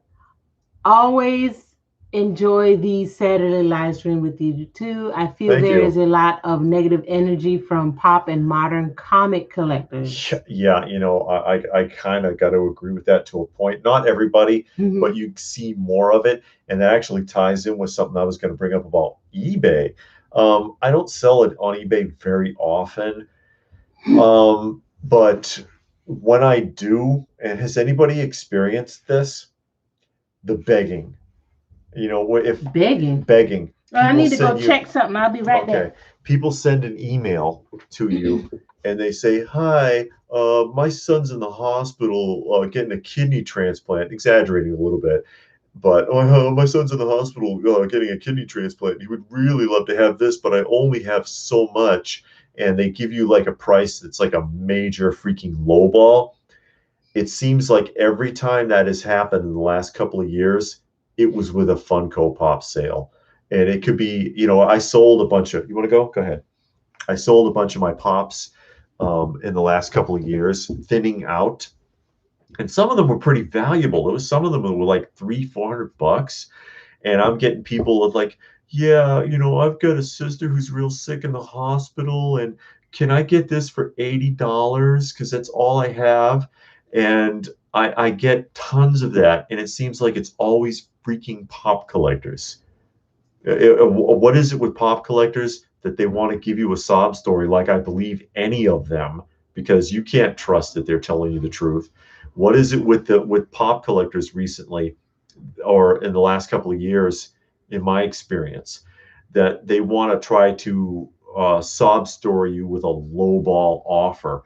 And the only other time I ever really experienced that, it was with Thai Beanie Babies in the 90s when I used to do a lot of selling on eBay. If I had Beanie Babies, I would get the same crap. I get a ton of people, hey, yeah, I've got a brother with leukemia and I only have $50 and I know it's worth 400, but can I get it for and seriously, and sometimes I would call them on it and I'd be like, dude, my grandmother just died. And it's like, yeah, I bet you your grandmother died like 8 years ago, dude, or whatever. But who else is anybody? Is it just me? And is it just pops? Has anyone else experienced this? I've never had it. Well, Well, I you don't don't sell really nothing. sell. No, I buy stuff, but I don't sell nothing. What was that? I remember that Dan Denobi Boy 2 too. Fiasco giving out his real name, just not cool. Oh, I don't know. Oh, he's still on retro blasting. Oh, I've there's never a had. couple of big channels having a feud right now. I'm not going to name them either, but we saw one of them talking about Oh it. boy, it made me not want to watch the channel no more because I'm Actually, like, yeah, you getting it was a into channel. the whole It was a game. channel I normally enjoy. Hmm. And he said that so and so called me out and I want to address that. And then he went on this cussing rampage for Yeah, like 20 minutes and then started talking about beating the guy up. And I was like, dude, you didn't have to even bring it up. yeah, just let it go, You could have ignore just, it. or if you had to address it, like if there was a question, you could have said, so and so said this. Guys, you know me, it ain't true. I just, let me just throw it out there and left it alone. You didn't have to feed into it. And then he had to do a part two And he to did the a second one video. because now they're going back and forth. But then again, I think, how do we know that we didn't talk and say, hey, let's create a feud. yeah, get on your channel and say this, and then I'm gonna get on my channel and respond so people can watch my channel and yours, and we can get that feedback going back and forth. It's just ridiculous. And you've grown. You over 40 years old doing all of that high school school games. Yeah, it is. And I'm like, I just don't get that. I don't want to be tied up in something like you're that. like 40 years old. Nobody got time for that. Gilgamesh, I never had anyone do that to me on eBay. I just get straight up offers, but no messages. For some reason, Yeah. I get that with pops, and I'm like, what is it with that? with these people with these pops that they want to like send these lowball little begging sob stories. Mm-hmm. Master Mexico, please help me out. Looking for some cool, affordable underwater Atlantis-like playset for my aquarium. Send me some pictures of what you're talking about, because sometimes we see that stuff. So the email, send a picture of like what you're talking about. So if we see anything somewhere, we'll know. Real deal, I would like no. The price is the price, and that's often the case. I mean, I don't mind working with somebody or whatever if I've got something to sell, but I mean, don't burn me. I mean, don't trying to get it for less than I paid for it even. Zombie said he got a thing today. My grandpa just got a flat tire, blah blah blah. Okay, that's your granddaddy. What that got to do with you? Yeah, so now I don't have enough for it. I've heard about that kind of stuff on Facebook Marketplace too. You make a deal on the price and they come back and they want to lowball you. I saw candy cigarettes at the gas station the other day. Guilt sellers on Facebook. I remember cigarette candy. Candy cigarettes, yeah. It was like just tubes of sugar. Yeah. Basically, I remember eating those, and I never smoked. Yeah. Comics with Bueller is a great show. He is auctioning out his comic collection. Oh, okay. Pop collectors, they know they get ripped off by using some cheap propaganda tactics. And so they want to pass some off to you. Pretty much. I guess so. And also it could be because they're a younger generation, you know, just a younger generation of people that they haven't matured yet, or maybe they never will. I've been seeing more and more immature adults as an adult than I did as a kid. Count Stankus. Yeah, I know Count Stankus. Toy Galaxy. I like him. He gives you like the history of the of a toy or a toy line. I like that. It's with everything these days. I would sell on Macari and sell at retail or below, just ship, but they still want less. Yeah. Crawl movie 1983. Was there any action figures? I don't think so. I saw Crawl, didn't I? Yeah, we saw Crawl. Okay. But I don't think they made figures. My all-time favorite is Mr. Evil Cheese. I love his skits at the end of each video. I don't know Evil Cheese. I don't think I do. Do you remember the beeper gum? Beeper gums. I don't remember that. That doesn't sound familiar. You know, the gum that I used to really like as a kid was the fortune gum. It's the Chinese. I remember that. And then you open up the wrapper. Yeah, and it's a little Chinese fortune. It was like an orange wrapper, and it had a little, like, you know, stereotypical Chinese face with a little hat. It was just a sketch, and you'd open it up and it had a fortune, and they were numbered, and you were supposed to try to collect them, kind of like with Bazooka Joe comics. I don't like it when a YouTuber keeps going back to their subscribers for donations every time they have a problem. I've seen the channels. This is the thing that I hate with the donation, because I watch a lot of different channels, and they'll say, I don't monetize. I don't monetize my channel, but then they ask you for donations every time. And it's like, if you monetize with all of the subscribers you have, the money you will make from monetization will probably be more than the donations that you would get. She's talking about people that have like big channels, with, you know, tons of subscribers, because when you get past a certain point, you can start actually making some money on good money if you got a lot of subscribers. And these people got like thousands of subscribers, and then they don't monetize because they want your donations, and donations aren't taxed. When you get monetized, then you get taxed. I mean, there's nothing wrong with donations. You know, if somebody wants to throw you some change or whatever, but you don't keep asking all the time. Hey guys, I need you to help me out. Help out the channel. You know, I need a new camera. Or whatever. It should be completely optional. If you would like to help the channel out, you know, cool. I'm homeschooling. If not, there's no obligation. You know what I mean? It should be entirely up to the viewer to if they want to do that. Zombie says that Gatorade had a gum. I didn't know that. That sounds familiar.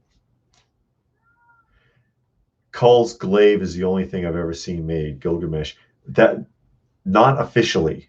I don't think anyone ever officially made Cull's glaive. I think that's fan done. Oh, okay. I don't know if there's ever been an official one. I could be wrong. See me on my OnlyFans. Yeah. The MIB Master told me him. I like how he uses those long pauses the way he is speaking. Wasn't there a news reporter that used to do the same method? Walter Cronkite. That dramatic effect. Dramatic pause. The dramatic pause. Actually, what Johnny's really doing, he freezes for a moment because he hears the spirits that are hiding in his basement. He's like, he's in the middle of a thought, and then he's like, is that ghost? And he's got to think. And then when the sound is gone, then he goes back to what he was doing. Ask him about the spirits that hide behind him when he's talking. They're trying to steal his figures, his Mego figures. Oh, I also like Pod Stallions. The guy is Plaid. It's spelled wrong. It's Plaid. I know who it is. Plaid Stallions. Great toy memories. Yeah. Oh, that's a YouTube channel? Yeah, Plaid. I don't. Oh yeah, I've only seen him on Facebook. Oh, okay. But I don't. I haven't looked for him on YouTube, but I have seen him and talked to him on Facebook. Oh yeah.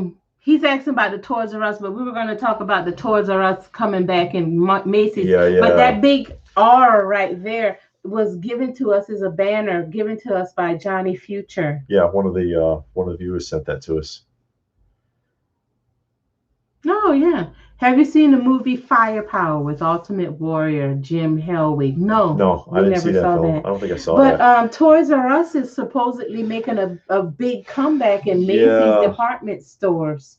Like over 300 or 400 stores, they're gonna have a section in Macy's. And actually, I got a discussion video coming up about that next week. I'll be talking about that in depth because there's a lot of. And really, it's because there's so many Toy Channel videos that are going bonkers because this is the best news I've heard in years, and Toys R Us is coming. Are you sure? Are you sure it's coming back? And if they do, is it going to be what you think it is? I get some points about that. What I'm thinking is they're going to test it out. You know, like in all of those department stores, they got a toy section in Kohl's, Macy's, Sears, JCPenney's. They have that little section of toys. So maybe they're gonna put more things in there instead of those baby toys that they normally have, and see if it takes off, and then maybe move it to a bigger store, or a bigger section within Macy's, or a bigger store within the mall. Or maybe go back to their own store. I don't know. Yeah, or maybe Macy's is just going to hang a Toys R Us banner over their existing toy section. Yeah. You know, get excited after you see it if it turns out to be what you're hoping for. Keep in mind, while everybody has a lot of nostalgic feelings about Toys R Us, when Toys R Us went out, it wasn't a toy store anymore. It was a baby's department store for babies and toddlers with a toy section, and that's what it has been since really the early to mid 90s. It's been a long time. When they started when they weren't making good money on toys anymore, and they started bringing in baby furniture and formula and clothing and all that, the toy department continued to shrink. I remember as a kid when the whole store was toys, not a row of aisles. You know, so are you really going to get that? Hardly. I don't know. I think it's a lot of wishful thinking, and that people need to.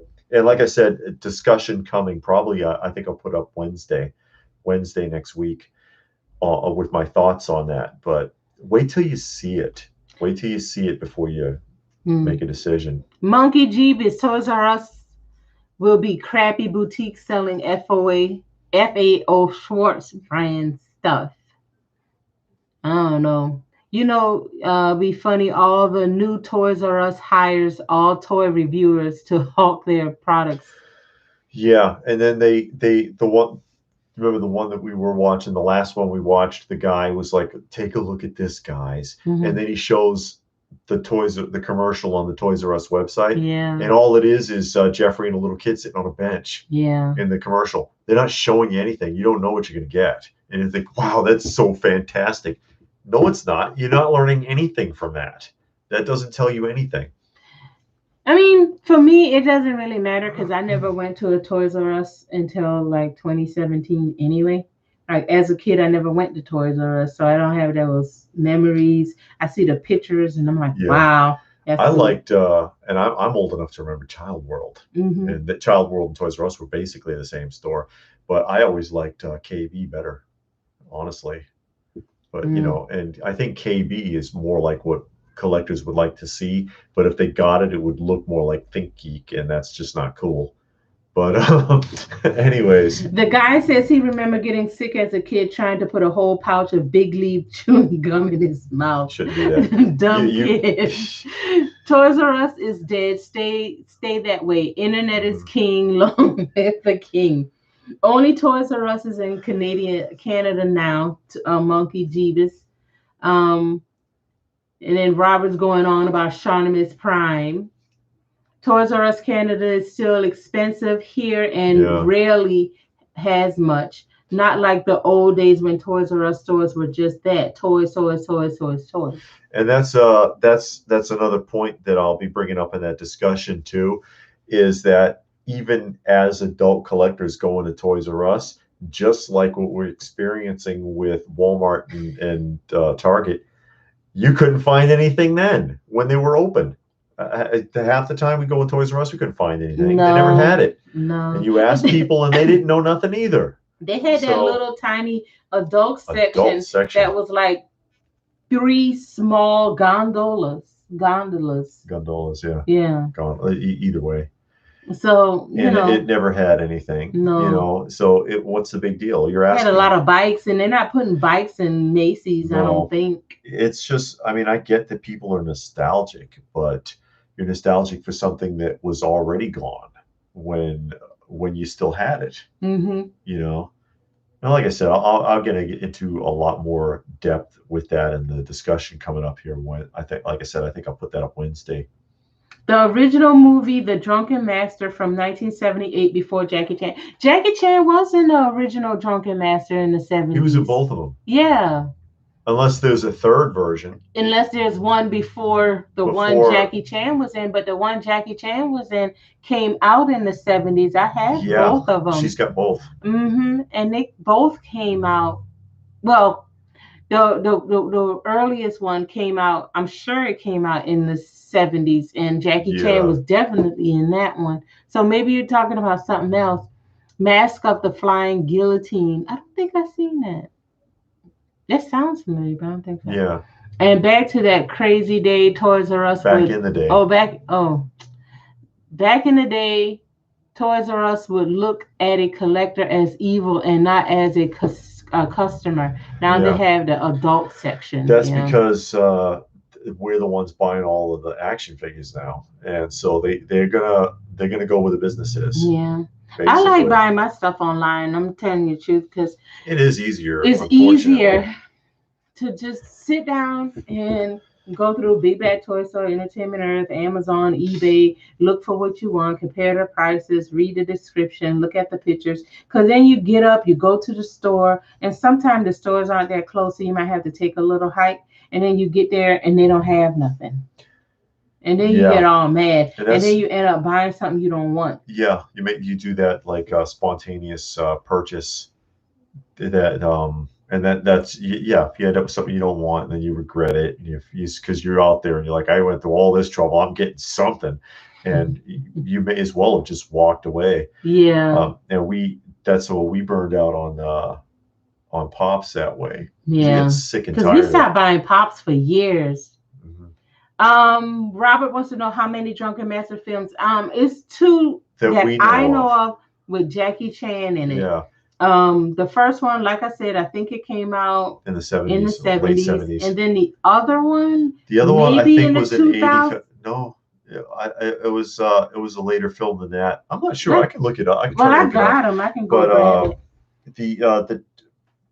But the later one was with the steel mill. If that helps you to pin it down. Monkey Jeebus, I almost worked at Toys R Us, but got the job at Diamond Comic Book Distributors instead. Oh, wow. And it paid more, I bet, and it's probably more fun. Yeah. Real deal. There were different Drunken Master Kung Fu flicks before. Made by different studios in Hong Kong. Drunken Master versus Llama. Okay. That does kind of sound familiar. All right, 1978 Drunken Master is Jackie Chan. But I think I do remember 'Cause I'm looking seeing at it one, now. and it wasn't Jackie Chan, but I think the guy was the drunken master, and it was similar because the guy was teaching the boy, you know, kung fu, the drunken style. So I think, okay, I'm thinking, yeah.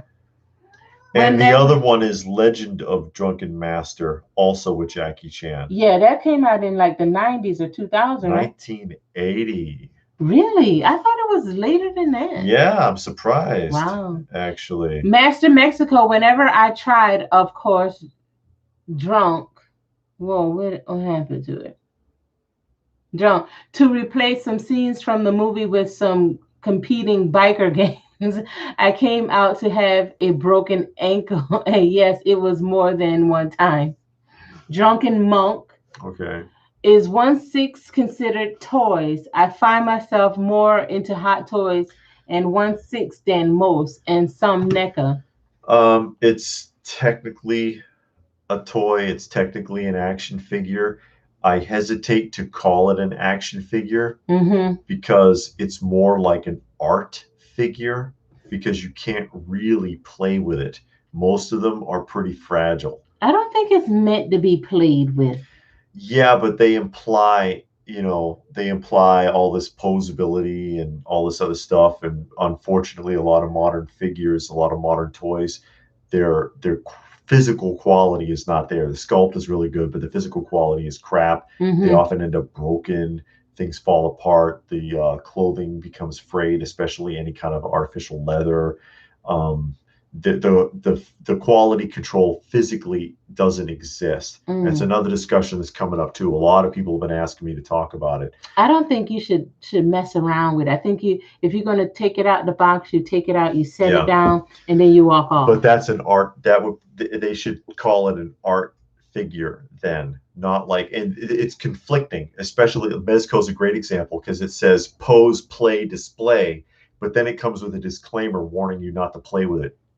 So why are you telling me to pose, play, and display on the box for then, when it's so fragile that if I play with it, it'll fall apart? And the knees break, the wrists break, the hip joint sockets break on those posing. People pose those all the time and crack them up. Same thing with Hot Toys 6-scale figures. They get busted up easy. Bad wrist joints, bad shoulder joints. Remember, I did the review on that Iron Man. The arms fell out. The arm fell. I think it was the left arm fell out twice. And I wasn't even hardly moving it. I was like, guys, you see this, right, in the review? And it's like, for what they charge for a die-cast Iron Man figure, I expect it to hold together a little bit when I'm just slowly testing articulation for the camera. So yeah, you're spending a lot. And if it's an art figure, call it an art figure and call it a day. Don't give people the implication that it's in any way an action figure, because it's not, even though technically it is because of the way it's jointed. Out of Sight said, did you know that Jackie Chan did stunts for Bruce Lee? No, I hadn't heard that. True Hot Toys I find I'm into mainly because of movie love of the Sean Connery and Christopher Reeves or the Arnold or Stallone.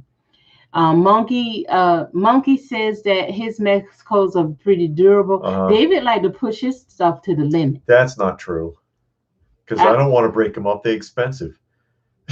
I don't want to break them. I'm not hard on them. He also says that he wish Hot Toys would do 1/12 scale figures. I love detailed sculpts like the QMX Kirk, etc.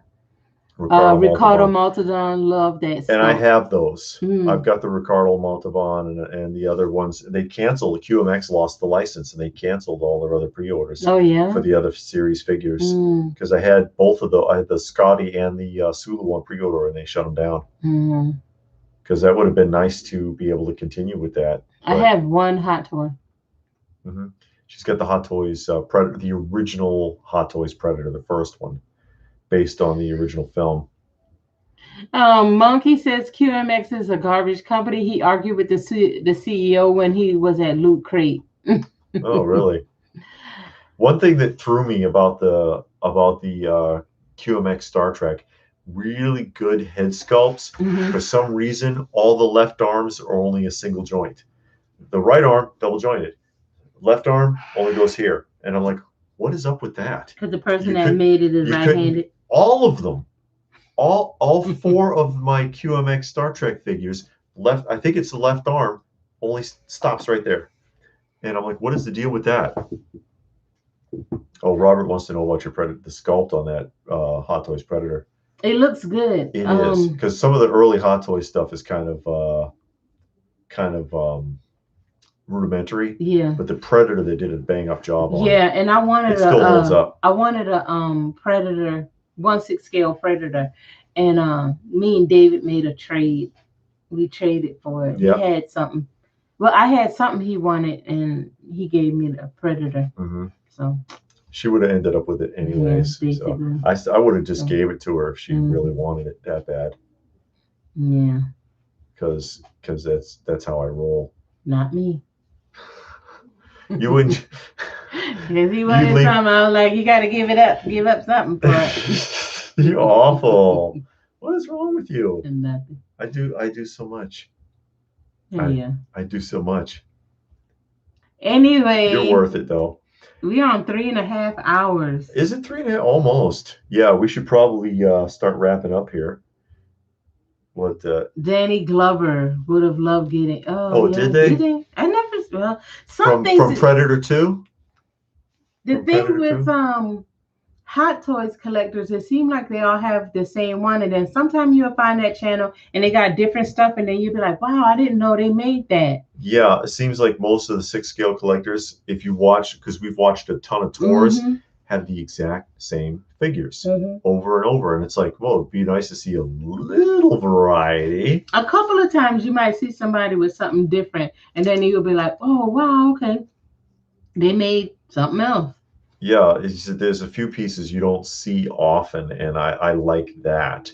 I like to see a little bit of a difference, some different things. Oh, Brandon's saying good night.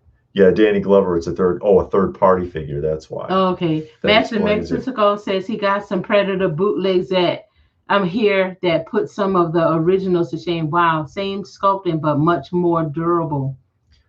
Hey, Master, since you're south of the border, let me know if any of those Chilean mask figures, boxed mask sets end up close to where you are. Yeah, he wants them so bad. I like mask, but I don't have too many. I've got a few pieces that she gave me, but I don't have much. And that'd be cool to get. Anyway, we should probably wrap up because it's getting late. And we have things to do, people to see, and places to go. So no, we're not going nowhere. We're gonna check the cats on the back porch. Yeah. That family of cats is still living on our back porch. But I've been asked to do a couple of videos on the cats. I'll probably do that though. Oh, Master Mexico said he didn't know about that until today. Yeah. And if you go on eBay.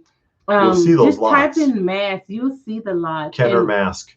And he's selling it by the case. And like I said, it's like 6, but it's like 6 of one thing. Yeah. So you get like a case of all of this, a case of all of that. And the Mad Ball, they carded Mad Balls, original carded Mad Balls too. Would be great. He got a friend in Chile. Oh, okay. Okay, great. Great. Yeah, ask him. Yeah. If you don't mind. If you don't mind, you're not trying to, put nobody out. But anyway, Thank you, everybody, for joining us. Yeah. And joining in the conversation and dropping in. We appreciate it. Oh, yeah. Master Mexico, don't forget, send an email of the picture of what you're talking about. Maybe we'll see something. Okay. But, again, thanks, everybody. And we will see you again sometime soon. Bye. Oh, have a great Labor Day. Okay.